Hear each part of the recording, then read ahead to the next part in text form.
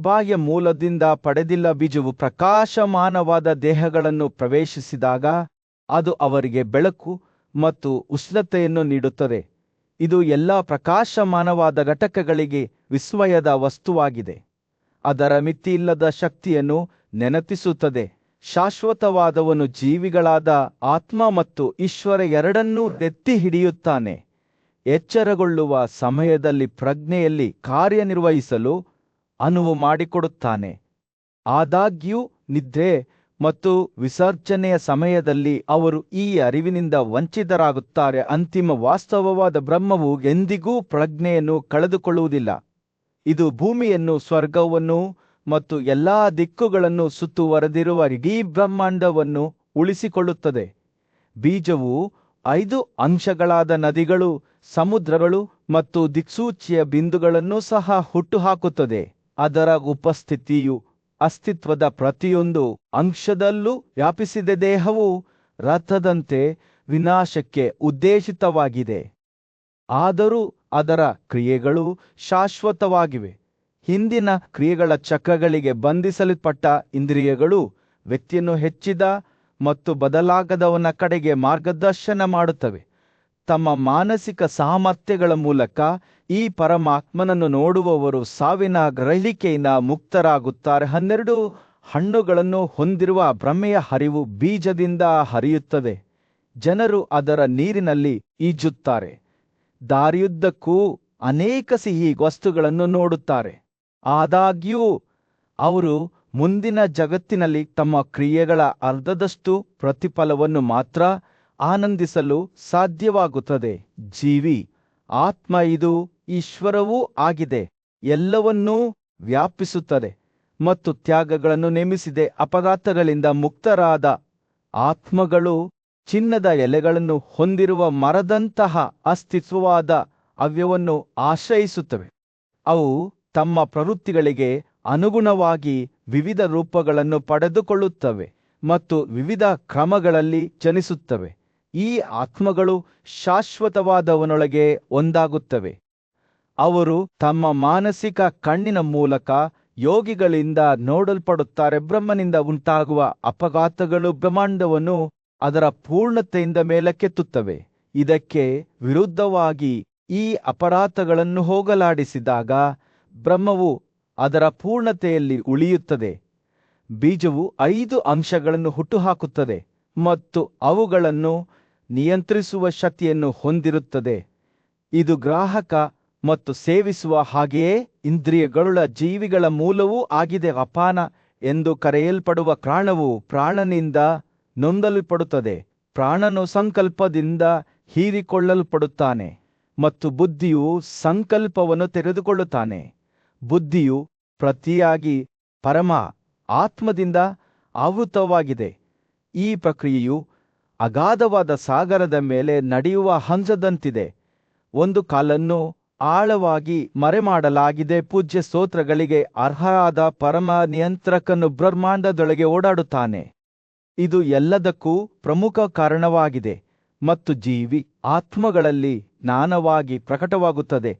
ಮೂರ್ಖರಿಗೆ ಮಾತ್ರ ಈ ಶಾಶ್ವತವನ್ನು ನೋಡಲು ಸಾಧ್ಯವಾಗುವುದಿಲ್ಲ. ವ್ಯಕ್ತಿಗಳ ಪೈಕಿ ಅವರು ರಾತ್ರಿ ಕಳೆಯಿತು ಮತ್ತು ಭವ್ಯವಾದ ಸಭಾಂಗಣವು ಉತ್ಸಾಹದಿಂದ ತುಂಬಿತು. ಬಾಂಡವರಿಗೆ ತಮ್ಮ ವಿಶ್ವಾಸಾರ್ಹ ರಾಯಭಾರಿಯಾದ ಸಂಜಯನು ಹಿಂದಿರುಗುವ ನಿರೀಕ್ಷೆಯಲ್ಲಿ ಕೌರವ ಸಾಮ್ರಾಜ್ಯದ ರಾಜಕುಮಾರರು ಮತ್ತು ಮುಖ್ಯಸ್ಥರು ಒಟ್ಟುಗೂಡಿದ್ದರು. ಬೆಳಗಿನ ಸೂರ್ಯನು ಸಭಾಂಗಣದ ಮೇಲೆ ತನ್ನ ಚಿನ್ನದ ಕಿರಣಗಳನ್ನು ಬೀಸಿದಾಗ ರಾಜರು ಮತ್ತು ಕುಲೀನರು ಸಂತೋಷದ ಹೃದಯದಿಂದ ಪ್ರವೇಶಿಸಿದರು. ಪಾರ್ಥನ ಶಿಬಿರದ ಸಂದೇಶವನ್ನು ಕೇಳಲು ಉತ್ಸುಕರಾಗಿದ್ದರು. ಆ ಸಭಾಂಗಣವು ಸೌಂದರ್ಯದ ಅದ್ಭುತವಾಗಿತ್ತು. ಸೂರ್ಯನಂತೆ ಹೊಳೆಯುವ ಚಿನ್ನದ ನೆಲದಿಂದ ಅಲಂಕರಿಸಲ್ಪಟ್ಟಿತ್ತು ಮತ್ತು ಮಾದಕ ಪರಿಮಳವನ್ನು ಸೃಷ್ಟಿಸಲು ಚಂದದ ನೀರಿನಿಂದ ಚಿಮುಕಿಸಲ್ಪಟ್ಟಿತ್ತು. ಆಸನಗಳನ್ನು ಶ್ರೇಣಿಗಳಲ್ಲಿ ಜೋಡಿಸಲಾಗಿತ್ತು. ಚಿನ್ನ, ಮರ, ಅಮೃತಶಿಲೆ ಮತ್ತು ದಂತಗಳಿಂದ ಮಾಡಲ್ಪಟ್ಟವು. ಪ್ರತಿಯೊಂದು ಸೊಗಸಾದ ಹೊದಿಕೆಗಳಲ್ಲಿ ಸುತ್ತಿಕೊಂಡಿತ್ತು. ಅದು ದೇವರುಗಳು ಮಾರ್ತ್ಯ ಸಾಮ್ರಾಜ್ಯದ ಮೇಲೆ ಇಳಿದಂತೆ ಭಾಸವಾಗುತ್ತಿತ್ತು. ಈ ಸಭೆಯ ಮುಂದಾಳತ್ವದಲ್ಲಿ ಧೃತರಾಷ್ಟ್ರನು ನಿಂತಿದ್ದನು. ಅವನ ಕಣ್ಣುಗಳು ನಿರೀಕ್ಷೆಯಿಂದ ಹೊಳೆಯುತ್ತಿದ್ದವು. ಅವನ ಪಕ್ಕದಲ್ಲಿ ಭೀಷ್ಮದ್ರೋಣ, ಕೃಪಾಸಾಲ್ಯ ಮತ್ತು ಕೃತವರ್ಮನು ನಿಂತಿದ್ದರು. ಅವರ ಮುಖಗಳು ಕಠಿಣವಾಗಿದ್ದವು ಮತ್ತು ದೃಢವಾಗಿದ್ದವು. ಜಯದ್ರಥ, ಅಶ್ವತ್ಥಾಮನ್, ವಿಕರ್ಣ, ಸೋಮದತ್ತ, ವಾಲಿಕ, ವಿದುರ ಮತ್ತು ಯುತ್ಸು, ಮಹಾನ್ ಯೋಧರೆಲ್ಲರೂ ವೀರರಾಜರ ಸಭೆಯಲ್ಲಿ ತಮ್ಮ ಸ್ಥಾನವನ್ನು ಪಡೆದರು ಕಾಯುತ್ತಿದ್ದವರು. ಸಂಜಯನ ಮಗನ ಆಗಮನವನ್ನು ಘೋಷಿಸುತ್ತಿದ್ದಂತೆ ಸಭಾಂಗಣದಾದ್ಯಂತ ಉತ್ಸಾಹದ ಸದ್ದು ಕೇಳಿಸಿತು. ಬೆಳಗಿನ ಬೆಳಕಿನಲ್ಲಿ ನಕ್ಷತ್ರಗಳಂತೆ ಹೊಳೆಯುತ್ತಿದ್ದ ಕಿವಿಯ ಉಂಗುರಗಳಿಂದ ಅಲಂಕರಿಸಲ್ಪಟ್ಟ ಸುತನು ತನ್ನ ರಥದಿಂದ ಹೊರಬಂದನು. ಗೌರವಯುತವಾದ ಹೆಜ್ಜೆಯೊಂದಿಗೆ ಅವನು ಭವ್ಯವಾದ ಸಭಾಂಗಣವನ್ನು ಪ್ರವೇಶಿಸಿದನು. ಅಲ್ಲಿ ಉನ್ನತ ಆತ್ಮದ ರಾಜರು ಅವನಿಗಾಗಿ ಕಾಯುತ್ತಿದ್ದರು. ಸಂಜಯನು ಮಾತನಾಡಲು ಪ್ರಾರಂಭಿಸಿದನು. ಅವನ ಧ್ವನಿಯು ಸ್ಪಷ್ಟವಾಯಿತು ಮತ್ತು ಅಳತೊಡಗಿತ್ತು. ಹೇ ಕೌರವರೇ, ನಾನು ಪಾಂಡವರಿನಿಂದ ಸುದ್ದಿಯನ್ನು ತರುತ್ತೇನೆ. ಧೃತರಾಷ್ಟ್ರನ ಸೂಚನೆಯಂತೆ ಈ ಸ್ಥಳದಿಂದ ಅವರ ಬಳಿಗೆ ಹೋಗಿ ನಾನು ಸದ್ಗುಣ ಮತ್ತು ಲಾಭದ ಸಂದೇಶದೊಂದಿಗೆ ಮರಳಿದ್ದೇನೆ. ಸಭೆಯು ಮುಂದೆ ವಾಲಿತು. ಅವರ ಕಣ್ಣುಗಳು ಸಂಜಯನ ಮುಖದ ಮೇಲೆ ನಿಂತವು. ಪ್ರತಿ ಪದವನ್ನು ಕೇಳಲು ಉತ್ಸುಕವಾಗಿದ್ದವು. ಪಾಂಡುವಿನ ಪುತ್ರರು ತಮ್ಮ ವಯಸ್ಸಿಗೆ ಅನುಗುಣವಾಗಿ ಎಲ್ಲಾ ಕುರುಗಳಿಗೆ ತಮ್ಮ ಶುಭಾಶಯಗಳನ್ನು ನೀಡಿದರು. ಸಂಜಯ್ ಮುಂದುವರಿಸಿದರು. ಅವರು ವಯಸ್ಸಾದವರಿಗೆ, ಸಮಾನ ವಯಸ್ಸಿನವರಿಗೆ ಮತ್ತು ಕಿರಿಯರಿಗೆ ಪ್ರತಿಯೊಬ್ಬರಿಗೂ ಅವರ ವಯಸ್ಸಿಗೆ ಅನುಗುಣವಾಗಿ ವಂದನೆ ಸಲ್ಲಿಸಬೇಕು. ಸಭಾಂಗಣವು ಮೌನವಾಯಿತು. ರಾಜರ ಉಸಿರನ್ನು ಹೀರಿಕೊಂಡಂತೆ ಸಂಜಯನು ನಿಲ್ಲುತ್ತಿದ್ದಂತೆ ಸಭಾಂಗಣದಾದ್ಯಂತ ರೆಕ್ಕೆಗಳನ್ನು ಬೀಸುವಂತಹ ಸದ್ದುಗದ್ದಲದ ಸದ್ದು ಪ್ರತಿಧ್ವನಿಸಿತು. ಕುರುಗಳ ಕೋಪಗೊಂಡ ರಾಜನಾದ ದುರ್ಯೋಧನನು ತನ್ನ ಆಸನದಿಂದ ಎದ್ದನು. ಅವನ ಕಣ್ಣುಗಳು ತೀವ್ರವಾಗಿ ಹೊಳೆಯುತ್ತಿದ್ದವು. ಸಭೆಯು ಅವನನ್ನು ನೋಡುತ್ತಿತ್ತು. ಪಾಂಡವರ ಮತ್ತು ಕೌರವರ ಹಣೆಬರಹವನ್ನು ಒಂದೇ ರೀತಿ ಮುಚ್ಚುವ ಮಾತುಗಳನ್ನು ಕೇಳಲು ಅವನು ಸಿದ್ಧನಾಗಿದ್ದಾಗ ಅವರ ಮುಖಗಳು ಕಾಯುತ್ತಿದ್ದವು. ನಿರೀಕ್ಷೆಯಿಂದ ಗಾಳಿ ಭಾರವಾಗಿತ್ತು. ವಿಧಿಯ ಬಟ್ಟೆಯನ್ನು ಹೊಸದಾಗಿ ಹೆಣೆಯಲಾಗುತ್ತಿದೆಯೆಂಬಂತೆ ಸಂಜಯ್ ಅವರ ಮಾತುಗಳು ಸಮತೋಲನದಲ್ಲಿ ತೂಗಾಡುತ್ತಿದ್ದವು. ಒಂದು ಸೂಕ್ಷ್ಮವಾದ ದಾರವು ಎರಳು. ರಾಜರ ಕೂಟದ ನಡುವೆ ಧೃತರಾಷ್ಟ್ರನು ತನ್ನ ವಿಶ್ವಾಸಾರ್ಹ ಸಲಹೆಗಾರನಾದ ಸಂಜಯನ ಕಡೆಗೆ ತಿರುಗಿ, ಹೇ ಸಂಜಯ, ಆ ಪರಾಕ್ರಮಶಾಲಿ ಯೋಧ ಧನಂಜಯನು ನನ್ನ ಮುಂದೆ ಯಾವ ಮಾತುಗಳನ್ನು ಹೇಳಿದನು ಎಂದು ಕೇಳಿದನು. ಅರ್ಜುನನು ಹೀಗೆ ಮಾತನಾಡುವಾಗ ನಾನು ಅಲ್ಲಿದ್ದೆ. ಸಂಜಯನು ಹೇಳಿದನು. ಯುಧಿಷ್ಠಿರನ ಅನುಮತಿಯೊಂದಿಗೆ ಮತ್ತು ಕೇಶವನ ವಿಚಾರಣೆಯಲ್ಲಿ ಅವನು ಘೋಷಿಸಿದನು, ಧೃತರಾಷ್ಟ್ರನ ಮಗನು ರಾಜ ಯುಧಿಷ್ಠಿರನಿಗೆ ಶರಣಾಗದಿದ್ದರೆ ಧೃತರಾಷ್ಟ್ರನ ಪುತ್ರರು ಮಾಡಿದ ಯಾವುದೋ ಪಾಪ ಕೃತ್ಯವಿರಬೇಕು ಎಂಬುದು ಸ್ಪಷ್ಟವಾಗುತ್ತದೆ. ಅದರ ಪರಿಣಾಮಗಳು ಇನ್ನೂ ಮರುಕಳಿಸಿಲ್ಲ. ಅವನು ದೃಢ ವಿಶ್ವಾಸದಿಂದ ಕಮಲದ ಹೂವಿನಂತೆ ತನ್ನ ಕಣ್ಣುಗಳನ್ನು ಬೆಳಗಿಸಿದನು. ಅರ್ಜುನನು ಮುಂದುವರಿಸಿದನು, ನೀವು ಭೀಮಸೇನ ಮತ್ತು ನನ್ನೊಂದಿಗೆ ಮತ್ತು ಅಶ್ವಿನಿಗಳು ವಾಸುದೇವ ಮತ್ತು ಸಿನ್ನಿಯ ಮಗ ಮತ್ತು ಶಸ್ತ್ರಾಸ್ತ್ರಗಳಲ್ಲಿ ದೋಷವೈದ್ಯರಾದ ದೃಷ್ಟದ್ಯುಮ್ನ ಮತ್ತು ಸಿಕಂದಿನ್ ಅವರೊಂದಿಗೆ ಯುದ್ಧವನ್ನು ಬಯಸಿದರೆ ಪಾಂಡವರ ಎಲ್ಲ ಉದ್ದೇಶಗಳು ನೆರವೇರುತ್ತವೆ. ಪಾಂಡುವಿನ ಪುತ್ರರಿಗೆ ಶಾಂತಿಯನ್ನು ಪ್ರಸ್ತಾಪಿಸಬೇಡಿ. ಆದರೆ ನೀವು ಬಳಸಿದರೆ ಯುದ್ಧವನ್ನು ಮಾಡಿ. ಸಂಜಯನು ಮಾತನಾಡುತ್ತಿದ್ದಂತೆಯೇ ಸಭೆಯು ಮೌನವಾಯಿತು. ಅವರ ಕಣ್ಣುಗಳು ದುರ್ಯೋಧನನ ಮುಖದ ಮೇಲೆ ನೆಟ್ಟವು. ಅರ್ಜುನನ ಮಾತುಗಳು ಧೃತರಾಷ್ಟ್ರನ ಮಗನನ್ನು ಹಿಡಿದಿದ್ದ ಆತ್ಮಸ್ಥೈರ್ಯವನ್ನು ಸುಟ್ಟುಹಾಕುತ್ತಿದ್ದ ಉರಿಯುತ್ತಿದ್ದ ಬೆಂಕಿಯಂತೆ ಇದ್ದವು. ಅರ್ಜುನನ ಭವಿಷ್ಯವಾಣಿಯು ಕೇವಲ ಒಂದು ಎಚ್ಚರಿಕೆಯಾಗಿರಲಿಲ್ಲ, ಅದು ಮುಂದೆ ಏನಾಗಲಿದೆ ಎಂಬುದರ ಒಂದು ವಾಗ್ದಾನವಾಗಿತ್ತು. ಅವನು ಕೋಪಗೊಂಡ ಹಾವಿನಂತೆ ತನ್ನ ಕೋಪದ ವಿಷವನ್ನು ವಾಂತಿ ಮಾಡಿಕೊಳ್ಳುತ್ತಿದ್ದ ತನ್ನ ಗದೆಯಾದ ಭೀಮಸೇನನ ಬಗ್ಗೆ ಹೇಳಿದನು.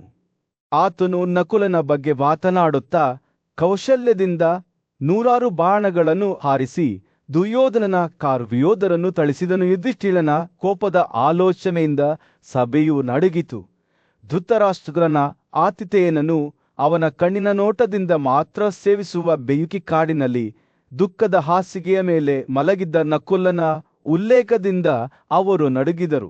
ಮತ್ತು ಈಗ ಕೋಪಗೊಂಡ ಹಾವಿನಂತೆ ತನ್ನ ಕೋಪದ ವಿಷವನ್ನು ವಾಂತಿ ಮಾಡುವುದಾಗಿ ಪ್ರತಿಜ್ಞೆ ಮಾಡಿದರು. ಸಂಜಯನು ಅರ್ಜುನನ ಮಾತುಗಳನ್ನು ಪುನರಾವರ್ತಿಸುವುದನ್ನು ಮುಂದುವರೆಸಿದಾಗ ಸಭೆಯು ಮತ್ತೊಮ್ಮೆ ಮೌನವಾಯಿತು. ದುರ್ಯೋಧನನ ಮುಖವು ಮಸುಕಾಗಿತ್ತು. ಅವನ ಕಣ್ಣುಗಳು ತನ್ನ ಮುಂದೆ ತೆರೆದುಕೊಳ್ಳುತ್ತಿರುವ ತನ್ನ ಕ್ರಿಯೆಗಳ ಪರಿಣಾಮಗಳನ್ನು ನೋಡುವಂತೆ ನೆಲದ ಮೇಲೆ ನಿಂತುಳಿದುವು ಅನಿವಾರ್ಯವೆಂದು ಸಭೆಗೆ ತಿಳಿದಿತ್ತು. ಅರ್ಜುನನ ಮಾತುಗಳಲ್ಲಿ ಅವರು ಒಂದೇ ಏನಾಗಲಿದೆ ಎಂಬುದರ ಒಂದು ನೋಟವನ್ನು ಕಂಡರು. ಪಹತ್ಯೆ, ಹತ್ಯಾಕಾಂಡ ಮತ್ತು ವಿನಾಶ ಮತ್ತು ಅರ್ಜುನನು ಭವಿಷ್ಯ ನುಡಿದಂತೆ ದುರ್ಯೋಧನನು ಈ ಯುದ್ಧಕ್ಕಾಗಿ ಪಶ್ಚಾತ್ತಾಪ ಪಡುತ್ತಾನೆ ಎಂದು ಅವರಿಗೆ ತಿಳಿದಿತ್ತು. ಸಂಜಯನು ಮಾತನಾಡುವುದನ್ನು ಮುಗಿಸಿದಾಗ ಸಭೆಯು ಮತ್ತೊಮ್ಮೆ ಮೌನವಾಯಿತು. ಅರ್ಜುನನ ಮಾತುಗಳ ಭಾರವು ಗಾಳಿಯಲ್ಲಿ ತೂಗಾಡಿತು. ಇದು ಮುಂದೆ ಏನಾಗಲಿದೆ ಎಂಬುದನ್ನು ನೆನಪಿಸುತ್ತದೆ. ಒಟ್ಟುಗೂಡಿದ ರಾಜರ ನಡುವೆ ಶಂತನುವಿನ ಮಗನಾದ ಭೀಷ್ಮನನು ದುರ್ಯೋಧನನಿಗೆ ಬಹಳ ಮುಖ್ಯವಾದ ಮಾತುಗಳನ್ನು ಹೇಳಿದನು. ಅವನು ಪ್ರಾಚೀನ ಕಾಲದ ಒಂದು ಕಥೆಯನ್ನು ವಿವರಿಸುವ ಮೂಲಕ ಪ್ರಾರಂಭಿಸಿದನು. ಆಗ ಬೃಹಸ್ಪತಿಯು ಮತ್ತು ಸಕ್ರು ದಿವ್ಯ ದೇವತೆಗಳು ಮತ್ತು ದೇವತೆಗಳೊಂದಿಗೆ ನರ ಮತ್ತು ನಾರಾಯಣ ಎಂದು ಕರೆಯಲ್ಪಡುವ 2 ನಿಗೂಢ ವ್ಯಕ್ತಿಗಳ ಬಗ್ಗೆ ವಿಚಾರಿಸಲು ಬ್ರಹ್ಮನನ್ನು ಹುಡುಕಿದವು. 2 ಜೀವಿಗಳು ಅಪಾರ ಶಕ್ತಿ ಮತ್ತು ಸೌಂದರ್ಯವನ್ನು ಹೊಂದಿದ್ದವು ಎಂದು ಹೇಳಲಾಗುತ್ತಿತ್ತು. ಅವರ ತಪಸ್ವಿ ಗುಣವು ಸ್ವರ್ಗದಲ್ಲಿ ದೀಪರಂತೆ ಹರಡಿತು. ಅವರು ಬ್ರಹ್ಮನ ಕ್ಷೇತ್ರದಲ್ಲಿ ವಾಸಿಸುತ್ತಿದ್ದರು. ಅವರು ಬೇರೆ ಪ್ರಪಂಚದಿಂದ ಬಂದರು ಮತ್ತು ಅವರ ಕಾರ್ಯಗಳಿಂದ ಜಗತ್ತಿಗೆ ಸಂತೋಷವನ್ನು ತಂದರು. ದೇವರುಗಳು ಮತ್ತು ಗಾಂಧರ್ವರು ಅವರನ್ನು ಪೂಜಿಸುತ್ತಿದ್ದರು. ಆದರೆ ಅವರು ಕೇವಲ ಅಸುರರ ನಾಶಕ್ಕಾಗಿ ಅಸ್ತಿತ್ವದಲ್ಲಿದ್ದರು. ಬೃಹತ್ ಪ್ರಕ್ಷುಬ್ಧತೆಯ ಸಮಯದಲ್ಲಿ ನರ ಮತ್ತು ನಾರಾಯಣರ ಸಹಾಯವನ್ನು ಕೋರುವಂತೆ ಬೃಹಸ್ಪತಿ ಮತ್ತು ಆಕಾಶದ ಸೈನ್ಯದೊಂದಿಗೆ ಸಕ್ರನು ನರ ಮತ್ತು ನಾರಾಯಣರನ್ನು ಹುಡುಕಿದನು. ಏಕೆಂದರೆ ದೇವರುಗಳು ಮತ್ತು ಅಸುರರು ಯುದ್ಧದಲ್ಲಿದ್ದರು ಮತ್ತು ಸಕ್ರನು 2 ಪ್ರಾಚೀನ ದೇವತೆಗಳನ್ನು ತನಗೆ ಒಂದು ವರವನ್ನು ನೀಡುವಂತೆ ಬೇಡಿಕೊಂಡನು. ನರ ಮತ್ತು ನಾರಾಯಣ ಒಪ್ಪಿಕೊಂಡರು ಮತ್ತು ಅವಳ ಸಹಾಯದಿಂದ ಸಕ್ರನು ದೈತ್ಯರು ಮತ್ತು ದಾನವರನ್ನು ಸೋಲಿಸಿದನು. ವಿಶ್ವನು ತನ್ನ ಕಥೆಯನ್ನು ಮುಂದುವರಿಸುತ್ತಾ ನರ ಮತ್ತು ನಾರಾಯಣರೆಂಬ 2 ಜೀವಿಗಳು ಯಾರೂ ಅಲ್ಲ, ಉದ್ದೇಶ ಮತ್ತು ಕ್ರಿಯೆಯಲ್ಲಿ ಒಗ್ಗೂಡಿದ ಅರ್ಜುನ ಮತ್ತು ಕೃಷ್ಣ ಎಂದು ವಿವರಿಸಿದನು. ಅವರು ಒಂದೇ ಆತ್ಮದಿಂದ ಜನಿಸಿದರು, ಆದರೆ ಪ್ರತ್ಯೇಕ ಜೀವನವನ್ನು ನಡೆಸಿದರು. ಪ್ರತಿಯೊಬ್ಬರೂ ಪ್ರಪಂಚದ ಹೆಚ್ಚಿನ ಒಳಿತಿಗಾಗಿ ಕೊಡುಗೆ ನೀಡಿದರು. ನ್ಯಾಯ ಮತ್ತು ಸದಾಚಾರಕ್ಕಾಗಿ ಹೋರಾಡುವುದು ಅವರ ಉದ್ದೇಶವಾಗಿತ್ತು. ಭೀಷ್ಮನು ಮಾತನಾಡುತ್ತಿದ್ದಂತೆ ಕರ್ಣನು ತನ್ನ ಹಿರಿಯನ ಮಾತುಗಳ ವಿರುದ್ಧ ತನ್ನನ್ನು ತಾನು ರಕ್ಷಿಸಿಕೊಳ್ಳಲು ಎದ್ದು ನಿಂತನು. ತಾನು ನಿಜವಾದ ಕ್ಷತ್ರಿಯನೆಂದು ಹೇಳಿಕೊಳ್ಳುತ್ತಿದ್ದನು. ತನ್ನ ಕರ್ತವ್ಯಗಳಿಗೆ ಬದ್ಧನಾಗಿದ್ದನು.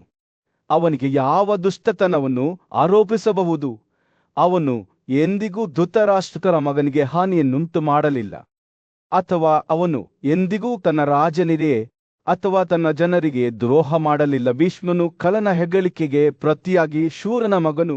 ಶೌರ್ಯ ಮತ್ತು ಶಕ್ತಿಯಲ್ಲಿ ಪಾಂಡವರ 16ನೇ ಭಾಗಕ್ಕೆ ಸಮನಾಗಿಲ್ಲ ಎಂದು ಹೇಳಿದನು.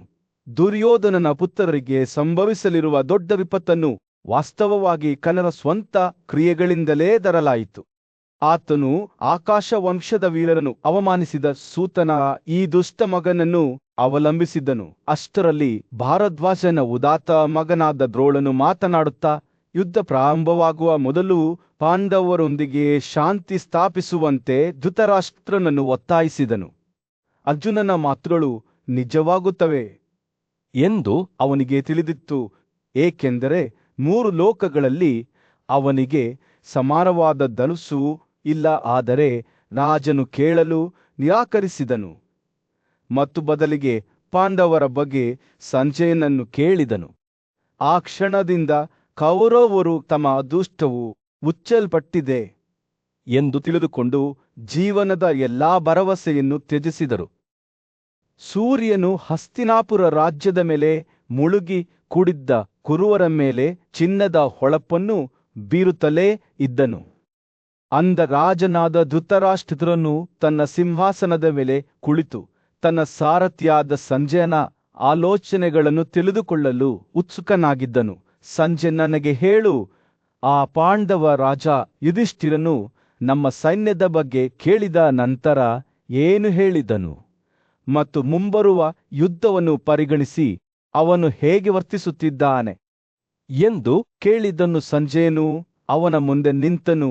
ಅವನ ಕಣ್ಣುಗಳು ಗೌರವದಿಂದ ಕೆಳಗಿಳಿದವು. ಮಹಾರಾಜರೇ, ಅವನು ಪ್ರಾರಂಭಿಸಿದನು, ಎಲ್ಲಾ ಪಾಂಚಾಲರು ಮತ್ತು ಪಾಂಡುವಿನ ಇತರ ಪುತ್ರರು ಯುಧಿಷ್ಠಿರನ ಮುಖದ ಕಡೆಗೆ ನೋಡುತ್ತಿದ್ದಾರೆ. ಅವನ ಮಾರ್ಗದರ್ಶನವನ್ನು ಕೋರುತ್ತಿದ್ದಾರೆ. ಅವರು ತಮ್ಮ ಸೈನ್ಯಗಳೊಂದಿಗೆ ಯುದ್ಧಕ್ಕೆ ತೆರಳಲು ಸಿದ್ಧರಾಗುತ್ತಾರೆ. ಸೂರ್ಯನು ದಿಗಂತದ ಮೇಲೆ ಉದಯಿಸಿದಂತೆ ಬೆಳಕು ಮತ್ತು ಭರವಸೆಯನ್ನು ತರುತ್ತಾನೆ. ಸಂಜಯ್ ಮಾತನಾಡುತ್ತಿದ್ದಂತೆ ಧೃತರಾಷ್ಟ್ರನ ಕುತೂಹಲವು ಹೆಚ್ಚಾಯಿತು. ನನಗೆ ಇನ್ನಷ್ಟು ಹೇಳಿ, ಅವನು ಹೇಳಿದ ಧೃತದ್ಯುಮ್ನ, ಸೋಮಕರ ಮತ್ತು ಪಾಂಡವರೊಂದಿಗೆ ಹೋರಾಡುವ ಇತರ ಎಲ್ಲ ಪಡೆಗಳ ಬಗ್ಗೆ. ಆದರೆ ಸಂಜಯ್ ಪ್ರತಿಕ್ರಿಯಿಸುವ ಮೊದಲೇ ಆತ ಇದ್ದಕ್ಕಿದ್ದಂತೆ ನೆಲಕ್ಕೆ ಬಿದ್ದನು. ಆತಂಕದ ಸ್ಥಿತಿಯಿಂದ ಹೊರಬಂದನು. ಬುದ್ಧಿವಂತ ಸಲಹೆಗಾರನಾದ ವಿದುರನು ಸಹಾಯಕ್ಕಾಗಿ ಕೂಗಿದಾಗ ಸಭೆಯು ಆಘಾತಕ್ಕೊಳಗಾಯಿತು. ಸಂಜಯ, ಮಹಾನ್ ರಾಜ ಬುದ್ಧಿಹೀನನಾಗಿದ್ದಾನೆ ಎಂದು ಕೂಗಿದನು. ಧೃತರಾಷ್ಟ್ರನ ಮುಖವು ಚಿಂತೆಯಿಂದ ಕಪ್ಪಾಯಿತು ಮತ್ತು ಅವನ ಪುತ್ರರಾದ ದುರ್ಯೋಧನ ಮತ್ತು ಇತರರು ಆತಂಕದಿಂದ ನೋಡಿದರು. ಅಂತಿಮವಾಗಿ ಸಂಜಯನಿಗೆ ಪ್ರಜ್ಞೆ ಮರಳಿದಾಗ ಅವನು ಮತ್ತೊಮ್ಮೆ ಧೃತರಾಷ್ಟ್ರನ ಮುಂದೆ ನಿಂತನು. ಮಹಾರಾಜರೇ, ಅವನು ಹೇಳಿದನು, ನಾನು ಪಾಂಡವರನ್ನು ನೋಡಿದ್ದೇನೆ. ಅವರು ತಮ್ಮ ವನವಾಸದ ವರ್ಷಗಳಿಂದ ದುರ್ಬಲರಾಗಿದ್ದರು, ಆದರೆ ಇನ್ನೂ ಬಲಶಾಲಿ ಮತ್ತು ದೃಢನಿಶ್ಚಯ ಹೊಂದಿದ್ದರು. ಅವರು ತಮ್ಮ ಎಲ್ಲಾ ಶಕ್ತಿಯಿಂದ ನಿಮ್ಮ ವಿರುದ್ಧ ಹೋರಾಡುತ್ತಾರೆ. ಧೃಷ್ಟದ್ಯುಮ್ನನು ಅವರ ಬದಿಯಲ್ಲಿದ್ದರೆ ಅವರು ಪ್ರಬಲ ಶಕ್ತಿಯಾಗುತ್ತಾರೆ. ಸಂಜಯ್ ಅವರ ಮಾತುಗಳು ಶೀಘ್ರದಲ್ಲೇ ಯುದ್ಧ ಭೂಮಿಯಲ್ಲಿ ಘರ್ಷಣೆಗೊಳ್ಳಲಿರುವ ಯೋಧರ ಬಗ್ಗೆ ಎದ್ದು ಕಾಣುವ ಚಿತ್ರಣವನ್ನು ನೀಡಿತು. ಅವರು ಕುಂತಿಯ ಪ್ರಬಲ ಮಗನಾದ ಭೀಮನ ಬಗ್ಗೆ ಮಾತನಾಡಿದರು. ಅವನು ತನ್ನ ಅಚಲ ಶಕ್ತಿಯಿಂದ ರಾಜರನ್ನು ಅಧೀನಕ್ಕೆ ತಂದನು. ಪಾಶ್ಚಾತ್ಯ ಜಗತ್ತನ್ನು ಸೋಲಿಸಿದ ಸುಂದರ ಮತ್ತು ಅಪ್ರತಿಮ ಬಿಲ್ಲುಗಾರನಾದ ನಕುಲನ ಬಗ್ಗೆ ಮತ್ತು ಪಾಂಡವ ಸಹೋದರರಲ್ಲಿ ಕಿರಿಯ ಆದರೆ ಅತ್ಯಂತ ಶಕ್ತಿಯುತನಾದ ಸಹದೇವನ ಬಗ್ಗೆ ಮಾತನಾಡಿದರು. ಸಂಜಯನು ಮಾತನಾಡುವುದನ್ನು ಮುಂದುವರೆಸಿದಾಗ ಯುದ್ಧದಲ್ಲಿ ಕಳಿಂಗರನ್ನು ಎದುರಿಸಿದ ಪಂಚಾಲದ ರಾಜಕುಮಾರ ಸಿಕಂದಿನನ್ನು ಉಲ್ಲೇಖಿಸಿದನು. ಅವನು ಮತ್ಸ್ಯದ ಒಡೆಯನಾದ ವಿರಾಟ ಮತ್ತು ತನ್ನ ಮಗನೊಂದಿಗೆ ಹೋರಾಡಲು ಸಿದ್ಧನಾಗಿದ್ದ ಪಂಚಾಲದ ರಾಜನಾದ ದ್ರುಪದನ ಬಗ್ಗೆ ಹೇಳಿದನು. ಅಂತಿಮವಾಗಿ ಯುದ್ಧದಲ್ಲಿ ಯುಧಿಷ್ಠಿರನ ಪಕ್ಕದಲ್ಲಿ ನಿಲ್ಲುವ ವಾಸುದೇವ ಸ್ವತಃ ಕೃಷ್ಣ ಎಂಬ ಶ್ರೇಷ್ಠ ಯೋಧನನ್ನು ಸಂಜಯ್ ಹೆಸರಿಸಿದನು. ಮತ್ತು ಇದರೊಂದಿಗೆ ಅವನು ಧೃತರಾಷ್ಟ್ರ ಮತ್ತು ಅವನ ಪುತ್ರರನ್ನು ಚಿಂತಿಸಲು ಬಿಟ್ಟು ಪಾಂಡವರ ಸೈನ್ಯದ ಕಥೆಯನ್ನು ಮುಕ್ತಾಯಗೊಳಿಸಿದನು. ಸೂರ್ಯನು ಹಸ್ತಿನಾಪುರದ ಮೇಲೆ ಮುಳುಗಿ ಜನಜಂಗುಳಿಯಿಂದ ಕೂಡಿದ ನಗರದ ಮೇಲೆ ಚಿನ್ನದ ಹೊಳಪನ್ನು ಬೀರಿದನು. ಅವರವರ ಕುರುಡು ರಾಜನಾದ ಧೃತರಾಷ್ಟ್ರನು ತನ್ನ ಕೋಣೆಗಳಲ್ಲಿ ಕುಳಿತು ಯೋಚನೆಯಲ್ಲಿ ಮುಳುಗಿದನು. ಅವನ ಮನಸ್ಸನ್ನು ಪಾಂಡು ಮತ್ತು ಕುಂತಿಯ ಪ್ರಬಲ ಮಗನಾದ ಭೀಮನು ಆವರಿಸಿಬಿಟ್ಟನು. ಧೃತರಾಷ್ಟ್ರನು ತನ್ನ ಭಯವನ್ನು ಸುರಿಸುತ್ತಿದ್ದಂತೆ ರಾಜನ ಸಲಹೆಗಾರನಾದ ಸಂಜಯನು ಅವನ ಮುಂದೆ ನಿಂತು ಶ್ರದ್ಧೆಯಿಂದ ಕೇಳುತ್ತಿದ್ದನು. ನನ್ನ ಮಗನೇ, ಅವನು ಪ್ರಾರಂಭಿಸಿದ, ನಾನು ಭೀಮನ ಕ್ರೋಧದ ಯೋಚನೆಯಿಂದ ಭಯಭೀತರಾಗಿದ್ದೇನೆ. ತನ್ನ ಬೇಟೆಯನ್ನು ಬೆನ್ನಟ್ಟುತ್ತಿರುವ ಹುಲಿಯಂತೆ ಅವನು ನಮ್ಮ ದಂಡೆಗಳ ಮೂಲಕ ಚರಿಸುತ್ತಾನೆ. ತನ್ನ ಎಚ್ಚರದಲ್ಲಿ ವಿನಾಶವನ್ನು ಬಿಡುತ್ತಾನೆ. ಚಿನ್ನ ಮತ್ತು ಉಕ್ಕಿನಿಂದ ಅಲಂಕರಿಸಲ್ಪಟ್ಟ ಅವನ ಗದೆಯು ನೋಡಲು ಒಂದು ಅಸಾಧಾರಣ ದೃಶ್ಯವಾಗಿದೆ. ನನ್ನ ಪುತ್ರರಾದ ದುರ್ಯೋಧನ ಮತ್ತು ಅವನ ಸಹೋದರರ ಬಗ್ಗೆ ನನಗೆ ಭಯವಿದೆ. ಅವರು ಯಾವಾಗಲೂ ಉಗ್ರ ಯೋಧರೊಂದಿಗೆ ಭಿನ್ನಾಭಿಪ್ರಾಯ ಹೊಂದಿದ್ದಾರೆ. ಭೀಮನು ಯುದ್ಧದಲ್ಲಿ ತನ್ನ ಪುತ್ರರನ್ನು ಲೆಕ್ಕವಿಲ್ಲದಷ್ಟು ಬಾರಿ ಸೋಲಿಸಿದ್ದನ್ನು ನೆನಪಿಸಿಕೊಂಡ ಧೃತರಾಷ್ಟ್ರನ ಮಾತುಗಳು ಆತಂಕದಿಂದ ತುಂಬಿದವು. ಮಕ್ಕಳಾಗಿದ್ದಾಗಲೂ ಅವರ ಶಕ್ತಿ ಮತ್ತು ಉಗ್ರತೆಗೆ ಅವರು ಸರಿಸಮಾನರಾಗಿರಲಿಲ್ಲ ಎಂದು ಅವರು ನಿಟ್ಟುಸಿರು ಬಿಟ್ಟರು. ಮತ್ತು ಈಗ ದಿಗಂತದಲ್ಲಿ ಯುದ್ಧವು ಸಮೀಪಿಸುತ್ತಿರುವಾಗ ಅವನನ್ನು ಎದುರಿಸುವ ಆಲೋಚನೆಯಿಂದ ನಾನು ನಡುಗುತ್ತೇನೆ. ಸಂಜಯನು ಗಮನದಿಂದ ಆಲಿಸಿದನು. ಅವನ ಅಭಿವ್ಯಕ್ತಿಯು ತಟಸ್ಥತೆಯ ಮುಖವಾಡವಾಗಿತ್ತು. ಧೃತರಾಷ್ಟ್ರನು ಮುಂದುವರಿಸಿದನು. ಅವನ ಧ್ವನಿಯು ಕ್ಷಣಾರ್ಧದಲ್ಲಿ ಇನ್ನಷ್ಟು ಕೆರಳಿಸಿತು. ಭೀಮನು ಪ್ರಕೃತಿಯ ಶಕ್ತಿಯಂತೆ ತಡೆಯಲಾಗದ ಮತ್ತು ಪಟ್ಟುಬಿಡದ ಅವನ ಕಣ್ಣುಗಳು ತೀವ್ರತೆಯಿಂದ ಉರಿಯುತ್ತವೆ ಮತ್ತು ಅವನ ಉಪಸ್ಥಿತಿಯು ಅವನ ಸುತ್ತಲಿನ ಗಾಳಿಯನ್ನು ಕಪ್ಪಾಗಿಸುತ್ತದೆ.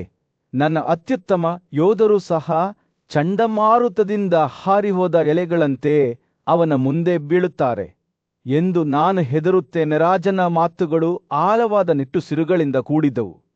ಅವನು ತನ್ನ ಹತಾಶೆಯನ್ನು ನಿಯಂತ್ರಿಸಲು ಹೆಣಗಾಡುತ್ತಿರುವಂತೆ ನಾನು ಅವರ ಶಕ್ತಿಯನ್ನು ಬಹಳ ಹಿಂದೆಯೇ ಗುರುತಿಸಬೇಕಾಗಿತ್ತು ಎಂದು ಅವನು ವಿಷಾದಿಸಿದನು. ಆದರೆ ಈಗ ಇದು ತುಂಬಾ ತಡವಾಗಿರಬಹುದು. ನನ್ನ ಪುತ್ರರು ಯುದ್ಧಕ್ಕಾಗಿ ಮೂರ್ಖತನದಿಂದ ಉತ್ಸುಕರಾಗಿದ್ದಾರೆ.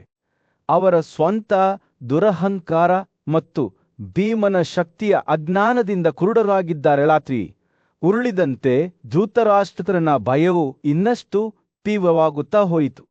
ಅವನು ಕೈಯಲ್ಲಿ ಗದೆಯಿದ್ದ ಭೀಮನನ್ನು ತನ್ನ ಸೈನ್ಯದ ಮೂಲಕ ಗೋಧಿಯ ಮೂಲಕ ಒಂದು ಕುಡುಗೋಲಿನಂತೆ ಒಂದು ಪಟ್ಟಿಯನ್ನು ಕತ್ತರಿಸಿದಂತೆ ಕಲ್ಪಿಸಿಕೊಂಡನು. ಅವನ ಮುಂದೆ ಯಾವ ಮನುಷ್ಯನು ನಿಲ್ಲಬಲ್ಲನು? ಅವನ ಧ್ವನಿಯು ಹತಾಶೆಯಿಂದ ಮುರಿಯಿತು.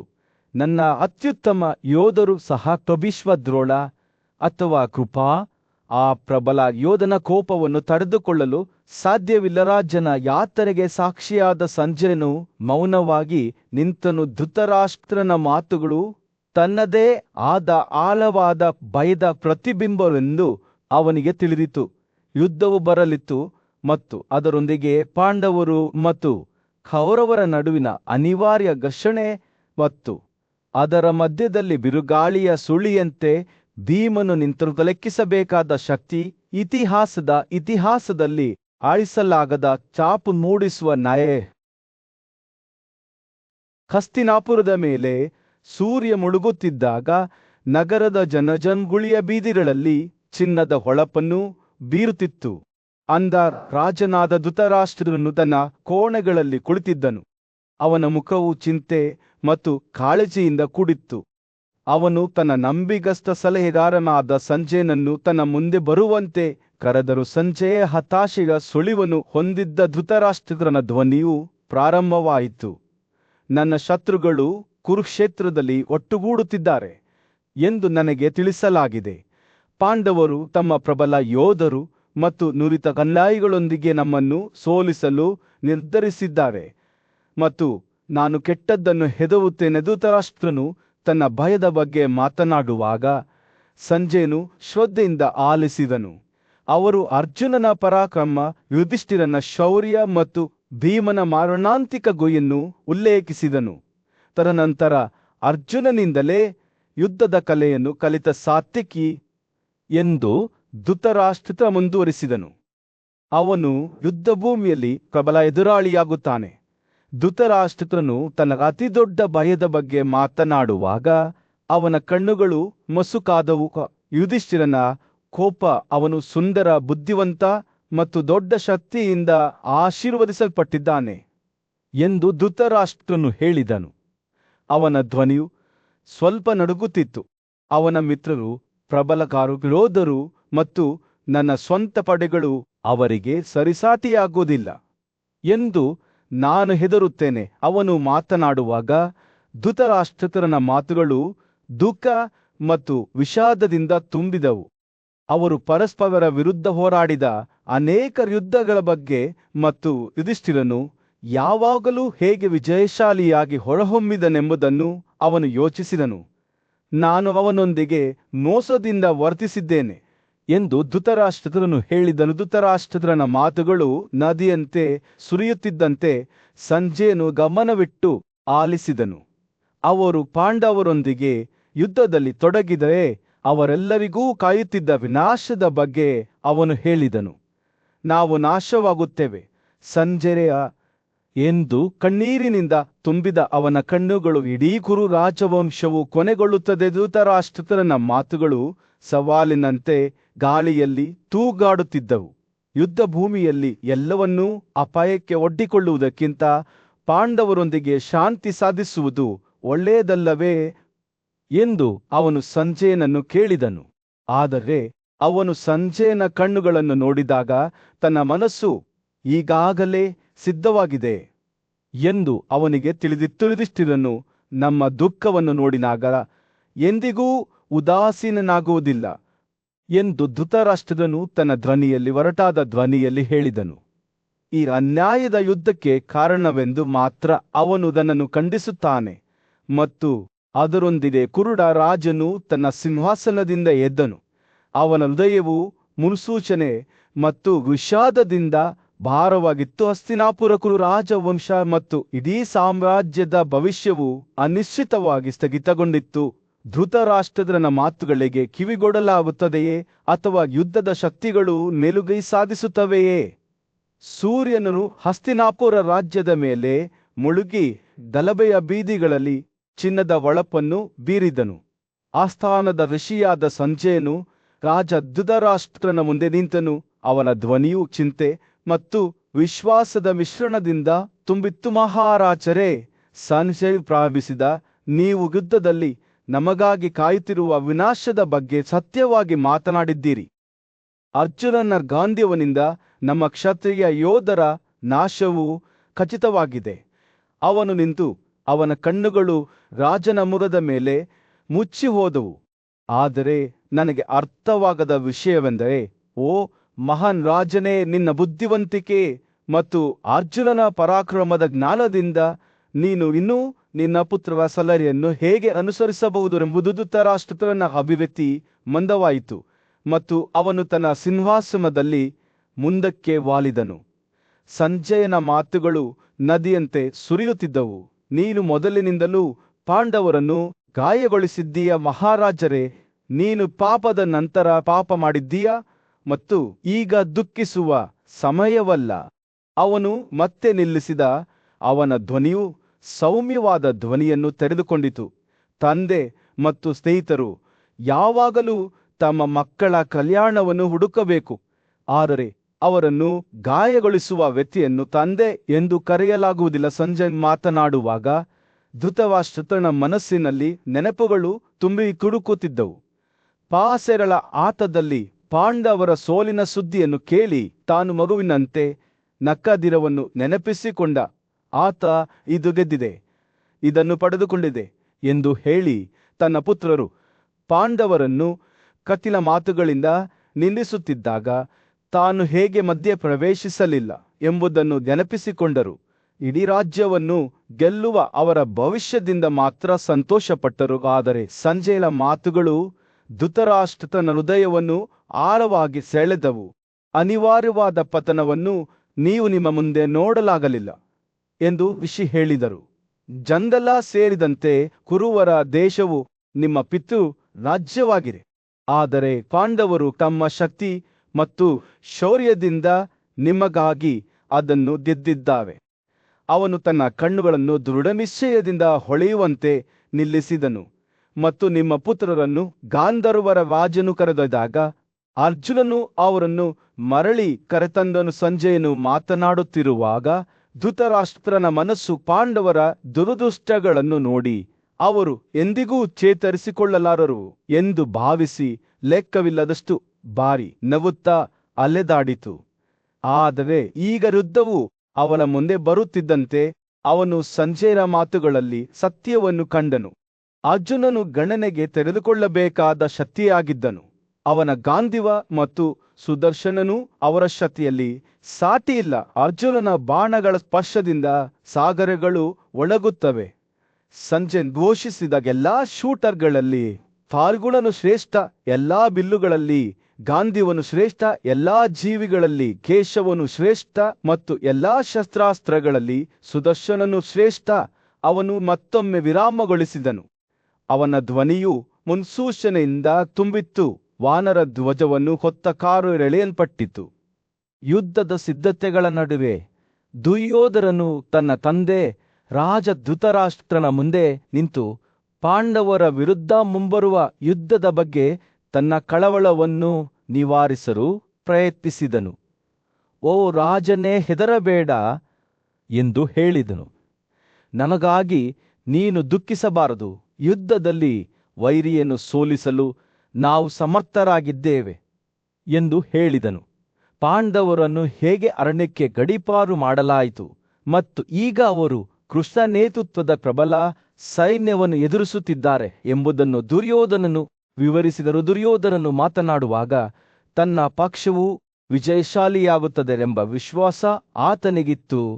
ಆತನು ತನ್ನ ಸ್ವಂತ ಪರಾಕ್ರಮದ ಬಗ್ಗೆ ಹೆಮ್ಮೆ ಪಡುತ್ತಾ, ದದೆಯೊಂದಿಗೆ ಮುಖಾಮುಖಿಯಾದಾಗ ನನಗೆ ಭೂಮಿಯ ಮೇಲೆ ಸಮಾನವಾದವರು ಯಾರೂ ಇಲ್ಲ. ನಾನು ನನ್ನ ಗುರುವಿನ ವಾಸಸ್ಥಾನದಲ್ಲಿ ವಾಸಿಸಿದ್ದೇನೆ. ನನ್ನ ಜ್ಞಾನ ಮತ್ತು ವ್ಯಾಯಾಮಗಳನ್ನು ಪೂರ್ಣಗೊಳಿಸಿದ್ದೇನೆ ಮತ್ತು ಇದಕ್ಕಾಗಿ ನನಗೆ ಭೀಮ ಅಥವಾ ಇತರರ ಬಗ್ಗೆ ಯಾವುದೇ ಭಯವಿಲ್ಲ ಎಂದು ಹೇಳಿದನು. ದುರ್ಯೋಧನನು ತನ್ನ ಗುರುಗಳಿಂದ ಅಚೇಯನಾಗಲು ತರಬೇತಿ ಪಡೆದಿದ್ದನು ಮತ್ತು ಸ್ವತಃ ವಾಸವನ್ನೂ ಸಹ ತನ್ನ ವಿಶಾಲ ಸೈನ್ಯವನ್ನು ಸೋಲಿಸಲು ಸಾಧ್ಯವಾಗಲಿಲ್ಲ ಎಂದು ಹೇಳಿಕೊಂಡನು. ದುರ್ಯೋಧನನು ತನ್ನ ಮಿತ್ರರ ಹೆಸರುಗಳನ್ನು ಪಟ್ಟಿ ಮಾಡುವಾಗ ಅವನ ಮಾತುಗಳು ದೃಢನಿಶ್ಚಯದಿಂದ ಸುರಿಯುತ್ತಿದ್ದವು. ಪ್ರತಿಯೊಬ್ಬರೂ ತಮ್ಮದೇ ಆದ ಬಲದಲ್ಲಿ ಪ್ರಬಲ ಯೋಧರಾಗಿದ್ದರು. ನಮ್ಮೊಂದಿಗೆ ಒಗ್ಗೂಡಿದ ಭೀಷ್ಮನು ಯುದ್ಧದಲ್ಲಿ ವೈರಿಯನ್ನು ಸೋಲಿಸಲು ಇನ್ನೂ ಸಮರ್ಥನಾಗಿದ್ದಾನೆ ಎಂದು ಅವನು ಹೇಳಿದನು. ಆದ್ದರಿಂದ ಹೇ ಭರತ ಜನಾಂಗದ ಗೂಳಿ, ನಿನ್ನ ಎಲ್ಲಾ ಭಯಗಳು ದೂರವಾಗಲಿ. ಅರ್ಜುನನು ತನ್ನ ಗದೆಗೆ ಬೀಳುತ್ತಾನೆ ಮತ್ತು ಸಮಾನ ಅಥವಾ ಉನ್ನತ ಶಕ್ತಿಯ ಹಲವಾರು ಕಾರು ಯೋಧರು ಅವನನ್ನು ತ್ವರಿತವಾಗಿ ಕೆಳಗಿಳಿಸುತ್ತಾರೆ ಎಂದು ಅವನು ಹೇಳಿಕೊಂಡನು. ದುರ್ಯೋಧನನು ಮಾತನಾಡುತ್ತಿದ್ದಂತೆ ಅವನು ತನ್ನನ್ನು ತಾನು ಅಚೇಯರ್ ಎಂದು ನಂಬಿದ್ದನೆಂಬುದು ಸ್ಪಷ್ಟವಾಗಿತ್ತು. ಅವನ ಮಾತುಗಳು ಶ್ರೇಷ್ಠತೆಯ ಭಾವದಿಂದ ಕೂಡಿದ್ದವು. ಯುದ್ಧದ ಫಲಿತಾಂಶವು ತನ್ನ ಪರವಾಗಿ ಈಗಾಗಲೇ ಖಚಿತವಾಗಿದೆ ಎಂದು ಅವನಿಗೆ ತಿಳಿದಿತ್ತು. ಆದ್ದರಿಂದ ವೃಕೋದರನಿಂದ ಉಂಟಾದ ನಿಮ್ಮ ಭಯವನ್ನು ಹೋಗಲಾಡಿಸೋಣ ಎಂದು ಅವನು ಹೇಳಿದನು. ನಾನು ಅವನನ್ನು ಖಂಡಿತವಾಗಿಯೂ ತೀವ್ರ ಸಂಘರ್ಷದಲ್ಲಿ ಕೊಲ್ಲುತ್ತೇನೆ. ದುರ್ಯೋಧನನ ಆತ್ಮವಿಶ್ವಾಸಕ್ಕೆ ಯಾವುದೇ ಮಿತಿಯಿರಲಿಲ್ಲ ಮತ್ತು ಅವನು ತನ್ನನ್ನು ತಾನು ಭೂಮಿಯ ಮೇಲಿನ ಶ್ರೇಷ್ಠ ಯೋಧನೆಂದು ನಂಬಿದನೆಂಬುದು ಸ್ಪಷ್ಟವಾಗಿತ್ತು. ಆದಾಗ್ಯೂ ಅವನ ಹೆಮ್ಮೆಗಳ ಹೊರತಾಗಿಯೂ ದುರ್ಯೋಧನನ ಮಾತುಗಳು ಹತಾಶೆಯ ಸುಳಿವನ್ನು ಹೊಂದಿದ್ದವು. ಯುದ್ಧವು ಸುಲಭವಲ್ಲ ಮತ್ತು ಅವನ ಕಡೆಯವರು ಪ್ರಬಲ ಎದುರಾಳಿಗಳನ್ನು ಎದುರಿಸುತ್ತಾರೆ ಎಂದು ಅವನಿಗೆ ತಿಳಿದಿತ್ತು. ಆದರೆ ಸದ್ಯಕ್ಕೆ ಕನಿಷ್ಠ ಅವರು ಮುಂದುವರಿಯಲು ದೃಢನಿಶ್ಚಯ ಮಾಡಿದಂತೆ ತೋರುತ್ತಿತ್ತು. ತನ್ನ ಸ್ವಂತ ಪರಾಕ್ರಮವು ದಿನವನ್ನು ಸಾಗಿಸುತ್ತದೆ ಎಂದು ಮನವರಿಕೆ ಮಾಡಿಕೊಂಡನು. ಅವರು ಮಾತನಾಡುವುದನ್ನು ಮುರಿಸಿದಾಗ ದುರ್ಯೋಧನನ ಭವಿಷ್ಯವು ಅವನ ತಂದೆ ರಾಜ ಧೃತರಾಷ್ಟ್ರನೊಂದಿಗೆ ಬಿಡಿಸಿಕೊಳ್ಳಲಾಗದಷ್ಟು ಸಂಬಂಧ ಹೊಂದಿದೆ ಮತ್ತು ಅವರ ಭವಿಷ್ಯವು ಅನಿಶ್ಚಿತವಾಗಿ ಸಮತೋಲನದಲ್ಲಿದೆ ಎಂಬುದು ಸ್ಪಷ್ಟವಾಯಿತು. ಯುದ್ಧದ ಸಿದ್ಧತೆಗಳ ನಡುವೆ ಒಬ್ಬ ಶಕ್ತಿಶಾಲಿ ರಾಜನಾದ ದುರ್ಯೋಧನನು ತನ್ನ ಸಾರಥಿಯಾದ ಸಂಜಯನ ಸಲಹೆಯನ್ನು ಕೇಳಿದನು. ಕುಂತಿಯ ಮಗ ಯುಧಿಷ್ಠಿರನು ಯುದ್ಧದ ದೃಷ್ಟಿಯಿಂದ ಏನು ಮಾಡುತ್ತಿದ್ದಾನೆ? ಅವನು ಸಂಶಯದಿಂದ ಕೂಡಿದ್ದ ತನ್ನ ಧ್ವನಿಯನ್ನು ಕೇಳಿದನು. ಸಂಜಯನು ತನ್ನ ಮುಂದೆ ನಡೆದ ಘಟನೆಗಳನ್ನು ವಿವರಿಸಲು ಪ್ರಾರಂಭಿಸಿದಾಗ ಅವನ ಕಣ್ಣುಗಳು ಹೊಳೆಯುತ್ತಿದ್ದವು. ಯುಧಿಷ್ಠಿರ, ಓ ರಾಜನೇ, ಭರವಸೆ ಮತ್ತು ಉಲ್ಲಾಸದಿಂದ ತುಂಬಿಕೊಂಡಿದ್ದಾನೆ. ಅವನು ಹೇಳಿದ ಅವನ ಮಾತುಗಳು ಮೆಚ್ಚುಗೆಯಿಂದ ತೊಟ್ಟಿಕ್ಕಿದವು. ಅವನ ಪಕ್ಕದಲ್ಲಿ ನಿಂತಿರುವ ಅವಳಿ ಸಹೋದರರಾದ ಭೀಮಸೇನ ಮತ್ತು ಅರ್ಜುನ ಕೂಡ ಇದ್ದಾರೆ. ಅವರ ಮುಖಗಳು ಬೆಳಕಿನ ದೀಪಗಳಂತೆ ಹೊಳೆಯುತ್ತವೆ. ನಿರ್ಭಯತೆಯ ಸೆಳವು ಹರಡುತ್ತವೆ. ಸಂಜಯ್ ಮಾತನಾಡುತ್ತಿರುವಾಗ ಅವರ ಮುಂದೆ ಒಂದು ದರ್ಶನವು ತೆರೆದುಕೊಂಡಿತು. ಪಾಂಡವ ಶಿಬಿರದ ಮಧ್ಯದಲ್ಲಿ ವಿಭಾತ್ಸು ಅಥವಾ ಅರ್ಜುನನು ಎತ್ತರವಾಗಿ ನಿಂತಿದ್ದನು. ಅವನ ಆಕಾಶದ ಕಾರು ಮೃದುವಾದ ಅಲೌಕಿಕ ಹೊಳಪಿನಿಂದ ಮಿನುಗುತ್ತಿತ್ತು. ರಥದ ಚಕ್ರಗಳು ಮಿಂಚು ಹೊಳೆಯುವ ಮೋಡಗಳಂತೆ ಮಿನುಗುತ್ತಿದ್ದವು ಮತ್ತು ಹೊಳೆಯುತ್ತಿದ್ದವು. ಅರ್ಜುನನು ಸಂತೋಷದಿಂದ ತುಂಬಿದ ಅವನ ಧ್ವನಿಯಲ್ಲಿ, ಓ ಸಂಜಯ್, ಇವು ನಮ್ಮ ಮುಂಬರುವ ವಿಜಯದ ಚಿಹ್ನೆಗಳು ಎಂದು ಹೇಳಿದನು. ಸಂಜಯನ ಮಾತುಗಳನ್ನು ಕೇಳುವಾಗ ದುರ್ಯೋಧನನ ಕಣ್ಣುಗಳು ಕಿರಿದಾಗಿದ್ದವು. ಅರ್ಜುನನ ರಥಕ್ಕೆ ಜೋಡಿಸಲಾದ ಕುದುರೆಗಳು ಮತ್ತು ಅದರ ಧ್ವಜದ ದಂಡೆಯನ್ನು ಅಲಂಕರಿಸಿದ ಧ್ವಜಗಳ ಬಗ್ಗೆ ವಿಚಾರಿಸಿದಾಗ ಆತನಿಗೆ ಅಸಮಾಧಾನದ ಕಾಯೆ ತಪ್ಪಲು ಸಾಧ್ಯವಾಗಲಿಲ್ಲ. ಸಂಜಯನ ಪ್ರತಿಕ್ರಿಯೆಯು ಬೇಸಿಗೆಯ ದಿನದಂದು ಸೌಮ್ಯವಾದ ಗಾಳಿಯಂತೆ ದೈವಿಕ ಪಿಸುಗುಟ್ಟನ್ನು ಹೊತ್ತೊಯ್ಯುತ್ತಿತ್ತು. ಆಕಾಶದ ಶಿಲ್ಪಿರಿ ತಾಸ್ತ್ರಿ ಅಥವಾ ಭೌಮನ ಅವನು ತನ್ನ ಪದಗಳನ್ನು ಪ್ರಾರಂಭಿಸಿದನು. ಆಶ್ಚರ್ಯಕರವಾದ ವಸ್ತ್ರವನ್ನು ನೇದನು. ಸಕ್ಕ ಮತ್ತು ದತ್ರಿಯ ಸಹಾಯದಿಂದ ಅರ್ಜುನನ ಕಾರಿಗೆ ಮಹಾನ್ ಸೌಂದರ್ಯದ ರೂಪಗಳನ್ನು ಸೃಷ್ಟಿಸಿದನು. ಅವರು ಅದರ ಧ್ವಜದ ಮೇಲೆ ದೊಡ್ಡ ಮತ್ತು ಸಣ್ಣ ದೊಡ್ಡ ಮೌಲ್ಯದ ಆಕಾಶದ ಚಿತ್ರಗಳನ್ನು ಇರಿಸಿದರು. ಸಂಜಯ್ ಮಾತನಾಡುವಾಗ ಧ್ಯಾನಗಳು ಅವರ ಮುಂದೆ ಜೀವಂತವಾಗಿ ಕಾಣುತ್ತಿದ್ದವು. ಅವುಗಳ ಬಣ್ಣಗಳು ಸೂರ್ಯಾಸ್ತದ ಬಣ್ಣಗಳಂತೆ ಬದಲಾಗುತ್ತಿದ್ದವು. ಗಾಳಿ ದೇವತೆಯ ಮಗ ಹನುಮಂತನ ಚಿತ್ರವು ಧ್ಯಾನ ಮೇಲೆ ಕಾಣಿಸಿಕೊಂಡಿತು. ಜೀವವನ್ನು ತುಂಬಿದಂತೆ ಮತ್ತು ಭೌಮನ ಸಂಜೆ ಮುಂದುವರಿಸಿದರು. ಈ ಧ್ಯಾನವನ್ನು ನಿರಂತರವಾಗಿ ಬದಲಾಗುತ್ತಿರುವಂತೆ ಮತ್ತು ವೈವಿಧ್ಯಮಯವಾಗುವಂತೆ ರೂಪಿಸಿದೆ. ಇದು ಒಂದು ಯೋಜನೆಯ ಪ್ರದೇಶವನ್ನು ಆವರಿಸಿದೆ, ಅಡೆತಡೆಗಳಿಗೆ ಒಳಗಾಗುವುದಿಲ್ಲ. ಆಕಾಶದಲ್ಲಿ ಸಕಾನಬಿಲ್ಲಿನಂತೆ ಅರ್ಜುನನ ರಥವನ್ನು ಸೆಳೆಯುವ ಕುದುರೆಗಳು ನೋಡುವುದಕ್ಕೆ ವಿಸ್ಮಯಕಾರಿಯಾಗಿದ್ದವು. ಕುಮನಸ್ಸಿನ ವೇಗದೊಂದಿಗೆ 1 ಶತಮಾನದ ಬಿಳಿ ಆಕಾಶದ ಕುದುರೆಗಳು ಗಾಂಧರ್ವರ ರಾಜ ಚಿತ್ರಸೇನನು ಪ್ರಸ್ತುತಪಡಿಸಿದನು. ಅವು ಬಿದ್ದಾಗಲೆಲ್ಲ ಅವರ ಸಂಖ್ಯೆಯು ದೇವರ ಮಾಂತ್ರಿಕತೆಯಿಂದ ತುಂಬಿದಂತೆ ತುಂಬುತ್ತಿತ್ತು. ಯುಧಿಷ್ಠಿರನ ಕಾರನ್ನು ಸಮಾನ ಶಕ್ತಿಯ ಮತ್ತು ದಂತದಂತಹ ಬಿಳಿ ಬಣ್ಣದ ಕುದುರೆಗಳಿಂದ ಎಳೆಯಲಾಗುತ್ತಿತ್ತು. ಆದರೆ ಭೀಮಸೇನನ ರಥವನ್ನು ಗಾಳಿಯ ವೇಗ ಮತ್ತು 7 ಋಷಿಗಳ ವೈಭವದಿಂದ ಸಾಡಿಸುವವರು ಹೊತ್ತುಕೊಂಡಿದ್ದರು. ಕುರುಕ್ಷೇತ್ರದ ಹೊಲಗಳಲ್ಲಿ ಮಹಾಯುದ್ಧವು ಪ್ರಾರಂಭವಾಗುತ್ತಿತ್ತು. ಹಸ್ತಿನಾಪುರದ ಕುರುಡರಾಜನಾದ ಧೃತರಾಷ್ಟ್ರರು ತನ್ನ ಅರಮನೆಯಲ್ಲಿ ಕುಳಿತು ತನ್ನ ಪುತ್ರರ ಭವಿಷ್ಯದ ಬಗ್ಗೆ ಚಿಂತಿಸುತ್ತಿದ್ದನು.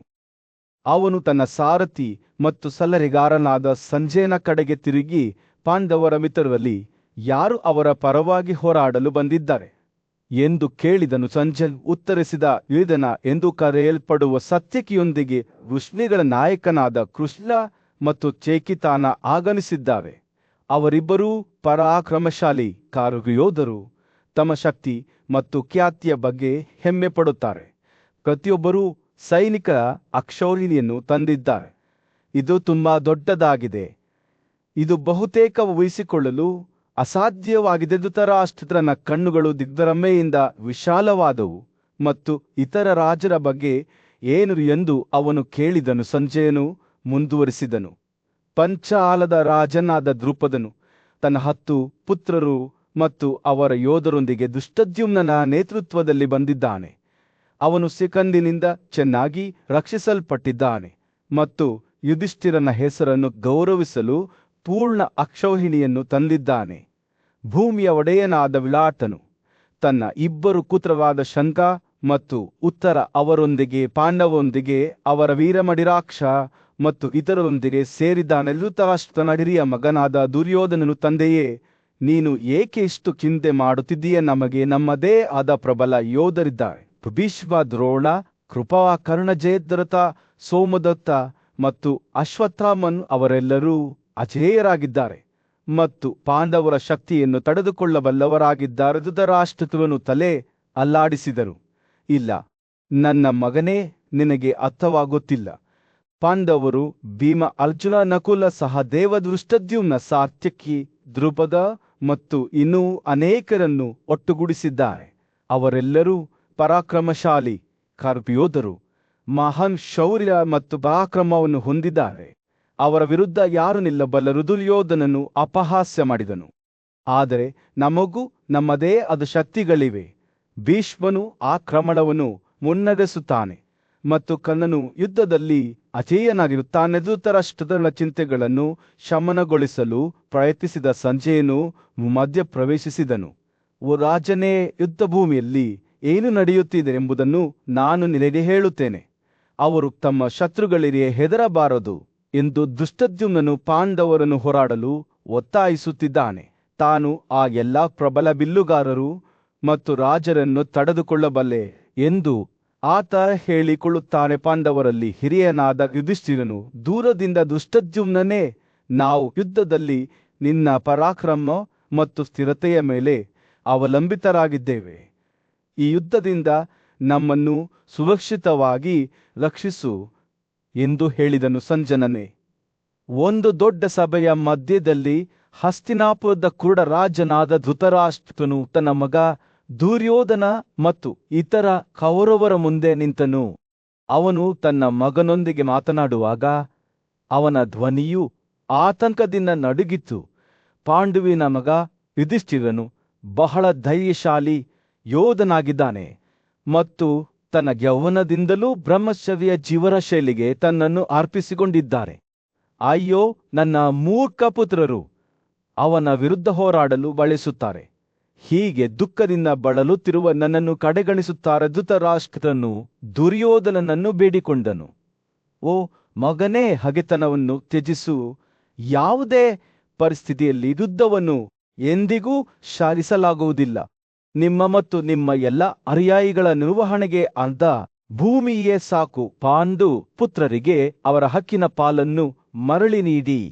ಯುದ್ಧದ ಪರಿಣಾಮಗಳ ಬಗ್ಗೆ ಯೋಚಿಸುವಂತೆ ಅವನು ತನ್ನ ಮಗನನ್ನು ಒತ್ತಾಯಿಸಿದನು. ತನ್ನ ಸೈನ್ಯವು ಅಂತಿಮವಾಗಿ ತನ್ನ ಸಾವಿಗೆ ಕಾರಣವಾಗುತ್ತದೆ ಎಂದು ಹೇಳಿದನು. ಧೃತರಾಷ್ಟ್ರನ ಮಾತುಗಳನ್ನು ವಾಲಿಕ, ಭೀಷ್ಮ, ದ್ರೋಣ, ಅಶ್ವತ್ಥಾಮನ್, ಸಂಜಯ, ಸೋಮದತ್ತ, ಸಾಲ್ಯ, ಕೃಪಾ, ಸತ್ಯವ್ರತ, ಪುರುಷಿತ್ರ ಮತ್ತು ಭೂರಿಶ್ರವರಂತಹ ಇತರ ಗೌರವಾನ್ವಿತ ನಾಯಕರು ಪ್ರತಿಧ್ವನಿಸಿದರು.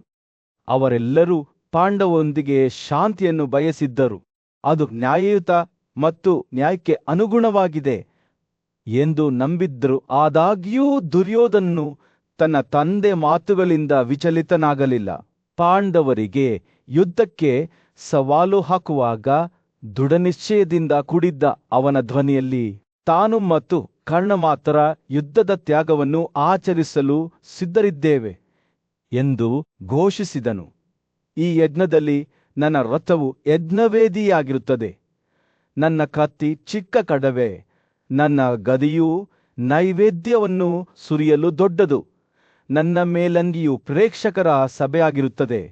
ನನ್ನ 4 ಕುದುರೆಗಳು ಕಾರ್ಯಕಾರಿ ಅರ್ಚಕರು, ನನ್ನ ಬಾಣಗಳು ಕುಶಹುಲ್ಲಿನ ಬ್ಲೇಡ್ಗಳು. ಸ್ವತಃ ಕರ್ಣ ಮತ್ತು ದುಶ್ಯಾಸನ ಎಂಬ 3 ಪಾಂಡವರನ್ನು ಯುದ್ಧದಲ್ಲಿ ಕೊಲ್ಲುತ್ತಾರೆ ಎಂದು ಹೆಮ್ಮೆ ಪಡುತ್ತಿದ್ದ ದುರ್ಯೋಧನನ ಮಾತುಗಳು ದುರಹಂಕಾರದಿಂದ ಕೂಡಿದವು. ಒಂದೋ ನಾನು ಪಾಂಡವರನ್ನು ಕೊಂದು ಈ ಭೂಮಿಯನ್ನು ಆಳುತ್ತೇನೆ, ಅಥವಾ ಅವರು ನನ್ನನ್ನು ಕೊಂದು ಅದನ್ನು ಆನಂದಿಸುತ್ತಾರೆ ಎಂದು ಅವನು ಘೋಷಿಸಿದನು. ತನ್ನ ಮಗನು ಯುದ್ಧದ ಮಾರ್ಗವನ್ನು ಅನುಸರಿಸಲು ನಿರ್ಧರಿಸಿದ್ದಾನೆಂದು ಅರಿತ ಧೃತರಾಷ್ಟ್ರನ ಅಭಿವ್ಯಕ್ತಿ ದುಃಖಕರವಾಯಿತು. ಅವನು ದುರ್ಯೋಧನನನ್ನು ತೊರೆದು, ನಾನು ಈಗ ನಿನ್ನನ್ನು ಶಾಶ್ವತವಾಗಿ ತ್ಯಜಿಸುತ್ತೇನೆ ಎಂದು ಘೋಷಿಸಿದನು. ದುರ್ಯೋಧನನನ್ನು ಯುದ್ಧಕ್ಕೆ ಹಿಂಬಾಲಿಸುವ ರಾಜರಿಗಾಗಿ ರಾಜನು ದುಃಖಿಸಿದನು. ಅವರು ಪಾಂಡುವಿನ ಪರಾಕ್ರಮಶಾಲಿ ಪುತ್ರರಿಗೆ ಸರಿಸಾಟಿಯಾಗುವುದಿಲ್ಲ ಎಂದು ತಿಳಿದಿದ್ದನು. ಧೃತರಾಷ್ಟ್ರನು ಮಾತನಾಡುವಾಗ ಆತನ ಮಾತುಗಳು ಕೌರವರಿಗಾಗಿ ಕಾಯುತ್ತಿದ್ದ ವಿನಾಶದ ಸ್ಪಷ್ಟ ಚಿತ್ರಣವನ್ನು ನೀಡುತ್ತಿದ್ದವು. ಪಾಂಡುವಿನ ಪುತ್ರವಾದ ಅರ್ಜುನ ಮತ್ತು ಭೀಮರು ತಮ್ಮ ಸೈನ್ಯವನ್ನು ಹೇಗೆ ವಿಜಯದತ್ತ ಮುನ್ನಡೆಸುತ್ತಾರೆ. ತಮ್ಮ ಬಾಣಗಳನ್ನು ಬೀಜಗಳಂತೆ ಕೃಷಿ ಭೂಮಿಯಲ್ಲಿ ಚದುರಿಸುತ್ತಾರೆ ಎಂಬುದನ್ನು ಆತ ವಿವರಿಸಿದನು. ದೊಡ್ಡ ಆನೆಗಳಂತೆ ನೀವು ಆನೆಗಳನ್ನು ನೋಡುತ್ತೀ. ಸೂರ್ಯನು ಹಸ್ತಿನಾಪುರ ರಾಜ್ಯದ ಮೇಲೆ ಹುಳುಗಲು ಪ್ರಾರಂಭಿಸಿದ್ದು ಗಲಭೆಯ ಬೀದಿಗಳಲ್ಲಿ ಬೆಚ್ಚಗಿನ ಕಿತ್ತಳೆ ಬಣ್ಣದ ಹೊಳಪನ್ನು ಬೀರುತ್ತಾನೆ. ರಾಜ ಧೃತರಾಷ್ಟ್ರನು ತನ್ನ ಕೋಣೆಗಳಲ್ಲಿ ಕುಳಿತಿದ್ದನು. ಅವನ ಮನಸ್ಸು ತನ್ನ ಮಗ ದುರ್ಯೋಧನನ ಭವಿಷ್ಯದ ಬಗ್ಗೆ ಚಿಂತೆ ಮತ್ತು ಕಾಳಜಿಯಿಂದ ತುಂಬಿತ್ತು. ಅವನು ತನ್ನ ಬುದ್ಧಿವಂತ ಸಲಹೆಗಾರನಾದ ಸಂಜಯನ ಕಡೆಗೆ ತಿರುಗಿ ಪಾಂಡವರ ಶಿಬಿರಕ್ಕೆ ಇತ್ತೀಚೆಗೆ ಭೇಟಿ ನೀಡಿದಾಗ ತಾನು ಕಂಡದ್ದನ್ನು ವಿವರಿಸಲು ಕೇಳಿಕೊಂಡನು. ಸಂಜಯನು ತನ್ನ ಗಂಟಲು ತೆರವುಗೊಳಿಸಿ ಮಾತನಾಡಲು ಪ್ರಾರಂಭಿಸಿದನು. ಮಹಾರಾಜರೇ, ನಾನು ಪಾಂಡವರ ಶಿಬಿರಕ್ಕೆ ಬಂದಾಗ ಕೃಷ್ಣ ಮತ್ತು ಅರ್ಜುನರು ಬಹಳ ಸಂತೋಷದ ಸ್ಥಿತಿಯಲ್ಲಿದ್ದನ್ನು ನಾನು ಕಂಡೆ ಎಂದು ನಾನು ನಿಮಗೆ ಹೇಳಲೇಬೇಕು. ಅವರು ಹೂವುಗಳು ಮತ್ತು ಹೂಮಾಲೆಗಳಿಂದ ಅಲಂಕರಿಸಲ್ಪಟ್ಟ ಚಿನ್ನದ ವೇದಿಕೆಯ ಮೇಲೆ ಒಟ್ಟಿಗೆ ಕುಳಿತಿದ್ದರು. ಅವರ ದೇಹಗಳು ಪಾರಮಾರ್ಥಿಕ ಹೊಳಪನ್ನು ಹೊರಸೂಸುತ್ತಿದ್ದವು. ಸೂಕ್ಷ್ಮವಾದ ಕಪ್ಪಲಿಂದ ಬಸಿಯ ವೈನ್ ಕುಡಿಯುವಾಗ ಅವರ ಕಣ್ಣುಗಳು ನಕ್ಷತ್ರಗಳಂತೆ ಹೊಳೆಯುತ್ತಿದ್ದವು. ಸಂಜಯನು ಮಾತನಾಡುವಾಗ ಆ ದೃಶ್ಯವನ್ನು ವಿವರವಾಗಿ ವಿವರಿಸಿದನು. ಅರ್ಜುನನ ತೊಡೆಯ ಮೇಲೆ ಕೃಷ್ಣನ ಪಾದಗಳು ವಿಶ್ರಾಂತಿ ಪಡೆಯುತ್ತಿರುವ ಚಿತ್ರವನ್ನು ಚಿತ್ರಿಸಿದನು. ಅರ್ಜುನನ ಪಾದಗಳು ಕೃಷ್ಣ ಮತ್ತು ಸತ್ಯಭಾಮನ ಮಡಿಲಲ್ಲಿ ವಿಶ್ರಾಂತಿ ಪಡೆಯುತ್ತಿದ್ದವು. ನಾನು ದೇವರ ರಾಜ್ಯವನ್ನು ಪ್ರವೇಶಿಸಿದಂತೆ ಭಾಸವಾಗುತ್ತಿತ್ತು ಎಂದು ಭಯದಿಂದ ತುಂಬಿದ ಅವನ ಧ್ವನಿಯಲ್ಲಿ ಸಂಜಯನು ಹೇಳಿದನು. ಆದರೆ ಅವನು ಮಾತನಾಡುವುದನ್ನು ಮುಂದುವರೆಸಿದಾಗ ಸಂಜಯನ ಧ್ವನಿಯು ಬದಲಾಯಿತು ಮತ್ತು ಅವನ ಮಾತುಗಳಲ್ಲಿ ಮುನ್ಸೂಚನೆಯ ಭಾವವು ಮೂಡಿತು. ಮಹಾರಾಜರೇ, ನಾನು ಕುಳಿತುಕೊಳ್ಳಲು ಪಾರ್ಥನು ಒಂದು ಚಿನ್ನದ ಪಾದಪೀಠವನ್ನು ತೋರಿಸಿದಾಗ ಕೃಷ್ಣನ ಪಾದಗಳು ಶುಭ ಗುರುತುಗಳಿಂದ ಅಲಂಕರಿಸಲ್ಪಟ್ಟಿರುವುದನ್ನು ನಾನು ಗಮನಿಸಿದ್ದೆ. ಹೀಲಿನಿಂದ ಕಾಲಿನವರೆಗೆ ಓಡುವ 2 ಉದ್ದನೆಯ ರೇಖೆಗಳು ಸಾಲ ಮರಗಳ ಕಾಂಡಗಳಂತೆ ಅರು ಇಂದ್ರ ಮತ್ತು ವಿಷ್ಣುವಿನಂತೆಯೇ ಇತ್ತು. ಅವರು ತಮ್ಮ ಎಲ್ಲಾ ವೈಭವದಲ್ಲಿ ಒಟ್ಟಿಗೆ ಕುಳಿತಿದ್ದರು. ಸಂಜಯನು ಪಾಂಡವರೊಂದಿಗಿನ ತನ್ನ ಮುಖಾಮುಖಿಯನ್ನು ನೆನಪಿಸಿಕೊಳ್ಳುತ್ತಿದ್ದಂತೆ ಧೃತರಾಷ್ಟ್ರನ ಕಣ್ಣುಗಳು ಗಾಬರಿಗೊಂಡವು. ಕೃಷ್ಣನು ಮಧುರವಾದ ಮತ್ತು ಹೃದಯಸ್ಪರ್ಶಿಯಾದ ಮಾತುಗಳನ್ನು ಮಾತನಾಡುವಾಗ ಅವನು ಶ್ರದ್ಧೆಯಿಂದ ಆಲಿಸಿದನು. ಕಾಲಾನಂತರದಲ್ಲಿ ಸಂಗ್ರಹವಾದ ಆ ಸಾಲವನ್ನು ನಾನು ಇನ್ನೂ ತೀರಿಸಿಲ್ಲ ಎಂದು ಕೃಷ್ಣನು ಹೇಳಿದನು. ಅವನ ಧ್ವನಿಯು ಭಾವೋದ್ರೇಕದಿಂದ ನಡುಗುತ್ತಿತ್ತು. ನೀವು ಅಜೇಯವಾದ ಗಾಂಧಿವ ಬಿಲ್ಲನ್ನು ಹಿಡಿದಿರುವ ಸವ್ಯಸಾಚಿನೊಂದಿಗೆ ಯುದ್ಧವನ್ನು ಪ್ರಚೋದಿಸಿದ್ದೀರಿ ಮತ್ತು ನನ್ನನ್ನು ತನ್ನ ಸಹಾಯಕನಾಗಿ ಹೊಂದಿದ್ದೀರಿ. ಸಂಜಯನು ಮಾತನಾಡುವುದನ್ನು ಮುಗಿಸಿದಾಗ ಧೃತರಾಷ್ಟ್ರನ ಮುಖವು ಕುಸಿದು ಬಿದ್ದಿತು ಮತ್ತು ಅವನ ಮಗ ದುರ್ಯೋಧನನ ಭವಿಷ್ಯವು ಮುಚ್ಚಲ್ಪಟ್ಟಿದೆ ಎಂದು ಅವನಿಗೆ ತಿಳಿದಿತ್ತು. ಅರ್ಜುನನೂ ಸಹ ಕೃಷ್ಣನ ಮಾತುಗಳನ್ನು ಪ್ರತಿಧ್ವನಿಸುತ್ತಾ ಪಾರ್ಥನಿಗೆ ಯುದ್ಧದಲ್ಲಿ ಯಾರು ಸವಾಲು ಹಾಕಬಹುದು? ಅವರ ಜೀವಿತಾವಧಿಯು ಪೂರ್ಣವಾಗಿಲ್ಲದಿದ್ದರೆ ನನ್ನನ್ನು ಸೋಲಿಸಲು ಸಮರ್ಥನಾಗಿರುವವನು ನಿಜವಾಗಿಯೂ ಭೂಮಿಯನ್ನು 2 ತೋಳುಗಳಿಂದ ಎತ್ತಿ ಹಿಡಿಯಲು ಸಮರ್ಥನಾಗಿದ್ದಾನೆ ಮತ್ತು ಕೋಪದಿಂದ ಎಲ್ಲಾ ಸೃಷ್ಟಿಯನ್ನು ಸೇವಿಸುತ್ತಾನೆ. ರಾಜನು ದಿಗ್ಭ್ರಮೆಗೊಂಡ ಮೌನದಲ್ಲಿ ಕುಳಿತಿದ್ದನು. ಅವನ ಮನಸ್ಸು ಸಂಜಯನ ಮಾತುಗಳ ಭಾರದಿಂದ ತತ್ತರಿಸುತ್ತಿತ್ತು. ಪಾಂಡವರು ಮತ್ತು ಕೌರವರ ನಡುವಿನ ಮಹಾ ಯುದ್ಧವು ದಿಗಂತದಲ್ಲಿ ನಿಂತಾಗ ಕುರುಗಳ ಭವಿಷ್ಯವು ಅನಿಶ್ಚಿತವಾಗಿ ಸ್ಥಗಿತಗೊಂಡಿತ್ತು. ಹಸ್ತಿನಾಪುರದ ರಾಜ ಆಸ್ಥಾನದಲ್ಲಿ ರಾಜ ಧೃತರಾಷ್ಟ್ರನು ಚಿಂತನೆಯಲ್ಲಿ ಕುಳಿತಿದ್ದನು. ಅವನ ಮನಸ್ಸು ಒತ್ತಡದ ಕಾಳಜಿಯಿಂದ ಭಾರವಾಗಿತ್ತು. ಅವನ ವಿಶ್ವಾಸಾರ್ಹ ಸಲಹೆಗಾರನಾದ ಸಂಜಯನು ಕುರುಗಳು ಮತ್ತು ಪಾಂಡವರ ನಡುವಿನ ಮುಂಬರುವ ಯುದ್ಧದ ಬಗ್ಗೆ ಸ್ಪಷ್ಟವಾದ ಮೌಲ್ಯಮಾಪನವನ್ನು ಮಾಡಿದ್ದಾನೆ. ಅವರ ಬುದ್ಧಿವಂತಿಕೆಗೆ ಹೆಸರುವಾಸಿಯಾದ ರಾಜನ ಕಣ್ಣುಗಳು 2 ಕಡೆಯ ಗುಣದೋಷಗಳ ಬಗ್ಗೆ ಯೋಚಿಸುವಾಗ ತೀವ್ರವಾಗಿ ನೋಡುತ್ತಿದ್ದವು. ವಿವೇಚನಾಯುಕ್ತ ಚಿಂತನೆಯೊಂದಿಗೆ ಧೃತರಾಷ್ಟ್ರನು 2 ಸೈನ್ಯಗಳ ಸಾಮರ್ಥ್ಯ ಮತ್ತು ದೌರ್ಬಲ್ಯಗಳನ್ನು ಸೂಕ್ಷ್ಮವಾಗಿ ಎಣಿಸಿದನು.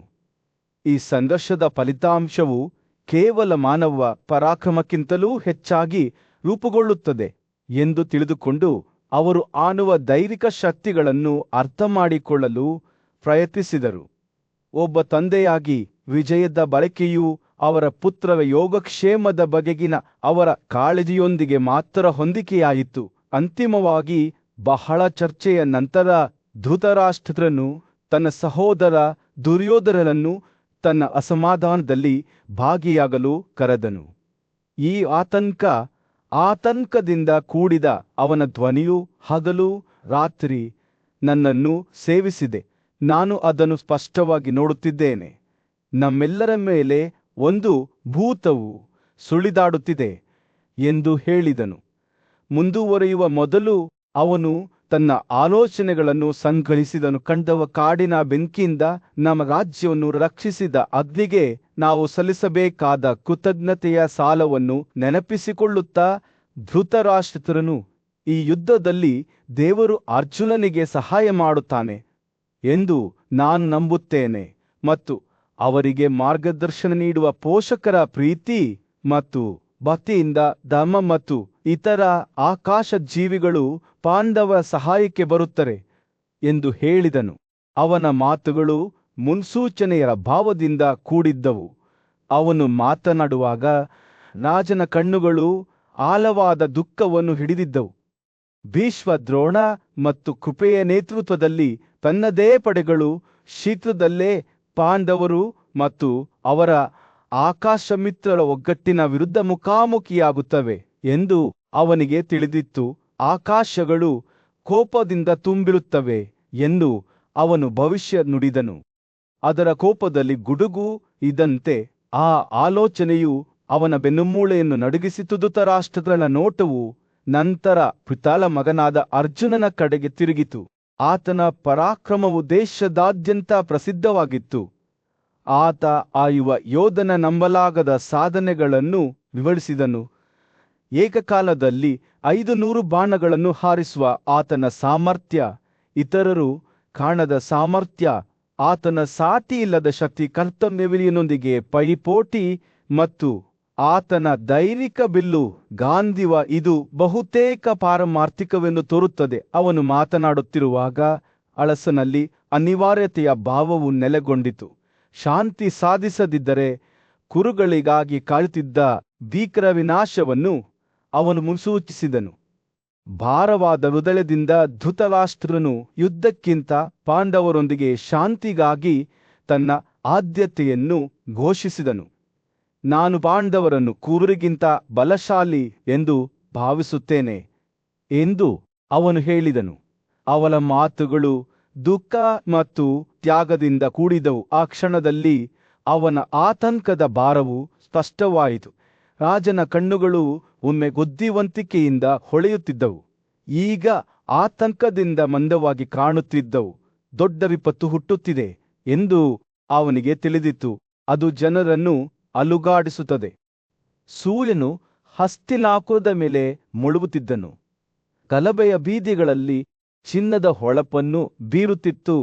ವೈಶಂಪಾಯನನು ರಾಜ ಧೃತರಾಷ್ಟ್ರನ ಮುಂದೆ ನಿಂತು ತನ್ನ ಮಗ ದುರ್ಯೋಧನನ ಮಾತುಗಳನ್ನು ವಿವರಿಸುತ್ತಿದ್ದನು. ಯುವ ರಾಜಕುಮಾರನು ಪಾಂಡವರ ಬಗೆಗಿನ ತನ್ನ ಅಸೂಯೆ ಬಗ್ಗೆ ಮಾತನಾಡುವಾಗ ಅವನ ಮುಖವು ಉತ್ಸಾಹದಿಂದ ಹೊಳೆಯಿತು. ತಂದೆಯೇ, ದೇವರುಗಳು ಅವರ ಬದಿಯಲ್ಲಿ ಇರುವುದರಿಂದ ನೀವು ಅವರನ್ನು ಅಶೇಯರೆಂದು ಭಾವಿಸುತ್ತೀರಿ ಎಂದು ದುರ್ಯೋಧನನು ಕೋಪದಿಂದ ನಡುಗುತ್ತಿದ್ದ ಅವನ ಧ್ವನಿಯಲ್ಲಿ ಹೇಳಿದನು. ಆದರೆ ನಾನು ನಿಮಗೆ ಹೇಳುತ್ತೇನೆ, ನಾನು ಅವರನ್ನು ಸೋಲಿಸುತ್ತೇನೆ. ದೇವರುಗಳು ತಮ್ಮ ದೈವತ್ವವನ್ನು ಬಯಕೆ ಅಥವಾ ದುರಾಶೆಯಿಂದ ಪಡೆಯಲಿಲ್ಲ, ಆದರೆ ಪ್ರಾಪಂಚಿಕ ಸಂಬಂಧಗಳನ್ನು ತ್ಯಜಿಸುವ ಮೂಲಕ ಸಾಧಿಸಿದರು. ಅವರು ವೈಯಕ್ತಿಕ ಲಾಭಕ್ಕಾಗಿ ಅಥವಾ ಅವರ ಇಚ್ಛೆಗಳನ್ನು ತೃಪ್ತಿಪಡಿಸಲು ಕೆಲಸದಲ್ಲಿ ತೊಡಗುವುದಿಲ್ಲ. ವೈಶಂಪಾಯನನ್ನು ವಿರಮಿಸಿದನು. ದುರ್ಯೋಧನನ ಮಾತುಗಳ ಭಾರ ಮುಳುಗಲು ಅವಕಾಶ ಮಾಡಿಕೊಟ್ಟನು. ಹಿಂದೆ ರಾಸ ಮತ್ತು ನಾರದ ಮತ್ತು ಜಮದಗ್ನಿಯ ಮಗ ರಾವಣನಂತಹ ಬುದ್ಧಿವಂತ ಋಷಿಗಳು ನಮಗೆ ಈ ಸತ್ಯವನ್ನು ಹೇಳಿದ್ದಾರೆ ಎಂದು ಅವನು ಮುಂದುವರಿಸಿದನು. ದೇವರುಗಳು ಬಯಕೆಯಿಂದ ಅಥವಾ ಕೋಪದಿಂದ ವರ್ತಿಸುವುದಿಲ್ಲ. ಪ್ರಾಪಂಚಿಕ ಆಸ್ತಿಗಳನ್ನು ಅಪೇಕ್ಷಿಸುವುದಿಲ್ಲ. ಅಗ್ನಿ, ವಾಯು, ಧರ್ಮ, ಇಂದ್ರ ಅಥವಾ ಅಶ್ವಿಗಳು ಎಂದಾದರೂ ಹೀಗೆ ವರ್ತಿಸಿದ್ದವೇ? ಪಾಂಡವರು ಎಂದಿಗೂ ತೊಂದರೆಗೆ ಒಳಗಾಗುತ್ತಿರಲಿಲ್ಲ. ಧೃತರಾಷ್ಟ್ರನು ತನ್ನ ಮಗನ ಉದ್ವೇಗಭರಿತ ಭಾಷಣವನ್ನು ಕೇಳಿದಾಗ ಅವನ ಕಣ್ಣುಗಳು ಕಿರಿದಾಗಿದ್ದವು. ಆದರೆ ದುರ್ಯೋಧನನೇ, ನಿನ್ನ ಸ್ವಂತ ಸಾಮರ್ಥ್ಯದ ಬಗ್ಗೆ ಏನು ಅವನು ಕೇಳಿದ? ಅವನ ಧ್ವನಿಯಲ್ಲಿ ಸಂಶಯದ ಸುಳಿವು. ದುರ್ಯೋಧನನ ಮುಖವು ಆತ್ಮವಿಶ್ವಾಸದಿಂದ ಬೆಳಗಿತು. ತಂದೆಯೇ, ನಾನು ದೇವತೆಗಳಂತಲ್ಲ. ಅವನು ಹೇಳಿದ, ನನ್ನ ಗುರಿಗಳನ್ನು ಸಾಧಿಸಲು ನಾನು ದೈವಿಕ ಹಸ್ತಕ್ಷೇಪ ಅಥವಾ ಅದೃಷ್ಟವನ್ನು ಅವಲಂಬಿಸಿಲ್ಲ. ವಾಸ್ತವದ ರಚನೆಯನ್ನು ನಿಯಂತ್ರಿಸುವ ಶಕ್ತಿ ನನಗಿದೆ. ನನ್ನ ಮಂತ್ರಗಳಿಂದ ನಾನು ಭೂಮಿ ಮತ್ತು ಪರ್ವತಗಳನ್ನು ಮತ್ತೆ ಒಗ್ಗೂಡಿಸಬಹುದು. ಅತ್ಯಂತ ಭೀಕರವಾದ ಬಿರುಗಾಳಿಗಳನ್ನು ಸಹ ಶಾಂತಗೊಳಿಸಬಹುದು ಮತ್ತು ರಥಗಳು ಮತ್ತು ಪದಾತಿದಳವು ಅವುಗಳ ಮೇಲೆ ಚಲಿಸುವಂತೆ ನೀರನ್ನು ಗಟ್ಟಿಗೊಳಿಸಬಹುದು. ಅವನು ಮಾತನಾಡುವಾಗ ದುರ್ಯೋಧನನ ಮಾತುಗಳು ತಮ್ಮದೇ ಆದ ಜೀವನವನ್ನು ತೆರೆದುಕೊಳ್ಳುವಂತೆ ತೋರುತ್ತಿದ್ದವು. ಗಾಳಿಯನ್ನು ಶಕ್ತಿಯ ಸೆಳವು ತುಂಬಿದವು. ದೇವರುಗಳು ಮತ್ತು ಅಸುರರ ವ್ಯವಹಾರಗಳನ್ನು ಪ್ರಾರಂಭಿಸುವವನು ನಾನೇ, ಅವನು ಮುಂದುವರಿಸಿದನು. ನನ್ನ ಪ್ರಭುತ್ವ ಜೀವಿಗಳು ಹಾನಿಯಿಂದ ಸುರಕ್ಷಿತವಾಗಿರುವ ಅಭಯಾರಣ್ಯವಾಗಿದೆ ಮತ್ತು ನನ್ನ ಆಜ್ಞೆಯಂತೆ ಆಕಾಶವು ಮಳೆಯನ್ನು ಸುರಿಸುತ್ತದೆ. ದುರ್ಯೋಧನನ ಮಾತುಗಳು ಅವನ ತಂದೆಯ ಸುತ್ತಲೂ ದೃಢವಿಶ್ವಾಸವನ್ನು ತುಂಬಿದಂತೆ ವೈಶಂಪಾಯನನು ನೋಡಿದನು. ಧೃತರಾಷ್ಟ್ರನ ಅಭಿವ್ಯಕ್ತಿ ಬದಲಾಗಿತ್ತು. ಅವನ ಕಣ್ಣುಗಳು ಈಗ ತನ್ನ ಮಗನ ಮೇಲೆ ಹೊಸ ನಂಬಿಕೆಯಿಂದ ಹೊಳೆಯುತ್ತಿದ್ದವು. ಧೃತರಾಷ್ಟ್ರನು ದೃಢನಿಶ್ಚಯದಿಂದ ತುಂಬಿದ ಅವನ ಧ್ವನಿಯಾದ ವೈಶಂಪಾಯನನ ಕಡೆಗೆ ತಿರುಗಿದನು. ಹೇಳಿ, ಸಂಜಯ, ಅವನು ಪಾಂಡವರು ಏನು ಯೋಜಿಸುತ್ತಿದ್ದಾರೆ? ಅವರು ನಿಜವಾಗಿಯೂ ನನ್ನ ಮಗನ ಶಕ್ತಿಯಿಂದ ಸೋರುತ್ತಾರೆಯೇ ಎಂದು ಕೇಳಿದನು. ಅವನ ತುಟಿಗಳ ಮೇಲೆ ಒಂದು ಸಣ್ಣ ನಗು ಆಡುತ್ತಾ ವೈಶಂಪಾಯನನು ತಲೆಯಾಡಿಸಿದನು. ಓ ರಾಜನೇ, ನಾನು ನಿನಗೆ ಹೇಳುತ್ತೇನೆ ಎಂದನು. ಕುರುಕ್ಷೇತ್ರ ಯುದ್ಧದ ಮಧ್ಯದಲ್ಲಿ ಅಧಿರಥನ ಮಗ ಕರ್ಣನು ಅರ್ಜುನನನ್ನು ಎದುರಿಸಲು ಸಿದ್ಧನಾಗಿ ಧೃತರಾಷ್ಟ್ರನ ಮುಂದೆ ನಿಂತಾಗ ಒಂದು ನಿರ್ಣಾಯಕ ಕ್ಷಣವು ತೆರೆದುಕೊಂಡಿತು. ಆದರೆ ಈ ಘರ್ಷಣೆ ಪ್ರಾರಂಭವಾಗುವ ಮೊದಲು ಕರ್ಣನು ತನ್ನ ಧ್ವನಿಯಲ್ಲಿ ದೃಢವಿಶ್ವಾಸ ಮತ್ತು ಕರ್ತವ್ಯ ಪ್ರಜ್ಞೆಯನ್ನು ತುಂಬಿದನು. ಮಹಾನ್ ರಾಜ ಕರ್ಣನು ಹೇಳಿದನು, ನಾನು ಬ್ರಹ್ಮಾಸ್ತ್ರವನ್ನು ರಾಮನಿಂದ ಸುಳ್ಳು ನೆಪದಲ್ಲಿ ಪಡೆದಿದ್ದೇನೆ ಎಂದು ನನಗೆ ತಿಳಿದಿದೆ. ನನ್ನ ಸಮಯ ಬಂದಾಗ ಅದನ್ನು ಹೇಗೆ ಬಳಸಬೇಕೆಂದು ನಾನು ಮರೆತು ಬಿಡುತ್ತೇನೆ ಎಂದು ಅವನು ನನಗೆ ಹೇಳಿದ್ದನು. ಆದರೆ ಈ ದೊಡ್ಡ ಅಪರಾಧದ ಹೊರತಾಗಿಯೂ ರಾಮನ ಶಾಪವು ಹಗುರವಾಗಿತ್ತು ಮತ್ತು ನಾನು ನನ್ನ ಶೌರ್ಯ ಮತ್ತು ಭಕ್ತಿಯಿಂದ ಅವನನ್ನು ಸಮಾಧಾನಪಡಿಸಿದ್ದೇನೆ. ಬ್ರಹ್ಮಾಸ್ತ್ರವು ನನ್ನದಾಗಿದೆ ಮತ್ತು ನಾನು ಇನ್ನೂ ಅದರ ಶಕ್ತಿಯನ್ನು ಹೊಂದಿದ್ದೇನೆ. ಕರ್ಣನ ಮಾತುಗಳು ಭೀಷ್ಮನ ನೇತೃತ್ವದಲ್ಲಿ ಒಟ್ಟುಗೂಡಿದ ಕುರುವರಿಂದ ಭಯ ಮತ್ತು ಕಾಳಜಿಯ ಮಿಶ್ರಣವನ್ನು ಎದುರಿಸಿದವು. ಬುದ್ಧಿವಂತ ಹಿರಿಯನು ಕರ್ಣನ ಹತ್ತಿರ ಹೋದನು. ಅವನ ಕಣ್ಣುಗಳು ಪರಿಶೀಲನೆಯಲ್ಲಿ ಸಂಕುಚಿತಗೊಂಡಿದ್ದವು. ನೀವು ಏನು ಹೇಳುತ್ತೀರಿ, ಓ ಕರ್ಣನೇ? ಭೀಷ್ಮನು ಕೇಳಿದನು. ನಿಮ್ಮ ಸಮಯ ಸಮೀಪಿಸುತ್ತಿದ್ದಂತೆ ನಿಮ್ಮ ಬುದ್ಧಿಶಕ್ತಿಯು ಮೊಸುಗಾಗುತ್ತದೆ. ಮುಖ್ಯಸ್ಥನು ಕೊಲ್ಲಲ್ಪಟ್ಟಾಗ ಉಳಿದವರು ಹಿಂಬಾಲಿಸುತ್ತಾರೆ ಎಂದು ನಿಮಗೆ ತಿಳಿದಿಲ್ಲವೇ? ಕೃಷ್ಣನ ಪಕ್ಕದಲ್ಲಿ ಕಾಂಡವ ಅರಣ್ಯವನ್ನು ಸುಟ್ಟು ಹಾಕುವಲ್ಲಿ ಅರ್ಜುನನ ಸಾಧನೆಯನ್ನು ನೀವು ಕೇಳಿದ್ದೀರಿ. ನಿಮ್ಮ ಮಹತ್ವಾಕಾಂಕ್ಷೆಯನ್ನು ನಿರ್ವಹಿಸುವುದು ಮತ್ತು ತರ್ಕವನ್ನು ಕೇಳುವುದು ನಿಮಗೆ ಬುದ್ಧಿವಂತಿಕೆಯಾಗಿದೆ. ಕರ್ಣನು ತನ್ನ ಧ್ವನಿಯಲ್ಲಿ ಅಚಲನಾಗಿ ನಿಂತು ಭೀಷ್ಮನ ಮಾತುಗಳಿಗೆ ಉತ್ತರಿಸಿದನು. ನಾನು ಕೃಷ್ಣನ ಆಶೀರ್ವಾದದಿಂದ ಶಸ್ತ್ರಸಜ್ಜಿತನಾಗಿ ಅರ್ಜುನನಿಗೆ ಸರಿಸಮಾನನಲ್ಲ ಎಂದು ನನಗೆ ತಿಳಿದಿದೆ. ಆದರೆ ನಾನು ಹಿಂದೆ ಸರಿಯುವುದಿಲ್ಲ. ನಾನು ಈ ಸವಾಲನ್ನು ಸ್ವೀಕರಿಸುತ್ತೇನೆ ಮತ್ತು ನಾನು ಜಯಶಾಲಿಯಾದಾಗ ನಾನು ನಿನಗೆ ಮತ್ತು ನಮ್ಮ ರಾಜನಿಗೆ ನನ್ನ ಪರಾಕ್ರಮದಿಂದ ಗೆದ್ದ ಹಲವಾರು ಪ್ರದೇಶಗಳನ್ನು ನೀಡುತ್ತೇನೆ. ಭೀಷ್ಮನ ಅಭಿವ್ಯಕ್ತಿ ಸಂಶಯಾಸ್ಪದವಾಯಿತು. ಅವನ ಧ್ವನಿಯು ವ್ಯಂಗ್ಯದಿಂದ ತೊಟ್ಟಿಕ್ಕಿತು. ಅಯ್ಯೋ ಕರ್ಣನೇ, ನಿನ್ನ ಸಮಯ ಸಮೀಪಿಸುತ್ತಿದ್ದಂತೆ ನಿನ್ನ ಬುದ್ಧಿಶಕ್ತಿಯು ನಿಜವಾಗಿಯೂ ಮಬ್ಬಾಗಿದೆ. ಅರ್ಜುನನು ಸುದರ್ಶನ ಚಕ್ರವನ್ನು ಚಲಾಯಿಸಿದಾಗ ಇಂದ್ರನು ನಿನಗೆ ನೀಡಿದ ಉಡುಗೊರೆಯೂ ಸಹ ಮುರಿದು ಬೂದಾಗುತ್ತದೆಂಬುದನ್ನು ನೀನು ಮರೆತು ಬಿಡುತ್ತೀಯಾ? ಕನ್ನರ ಮುಖವು ಶಾಂತವಾಗಿತ್ತು, ಆದರೆ ಅವನ ಕಣ್ಣುಗಳಲ್ಲಿ ಅನುಮಾನದ ಸುಳಿವು ಮಿನುಗುತ್ತಿತ್ತು.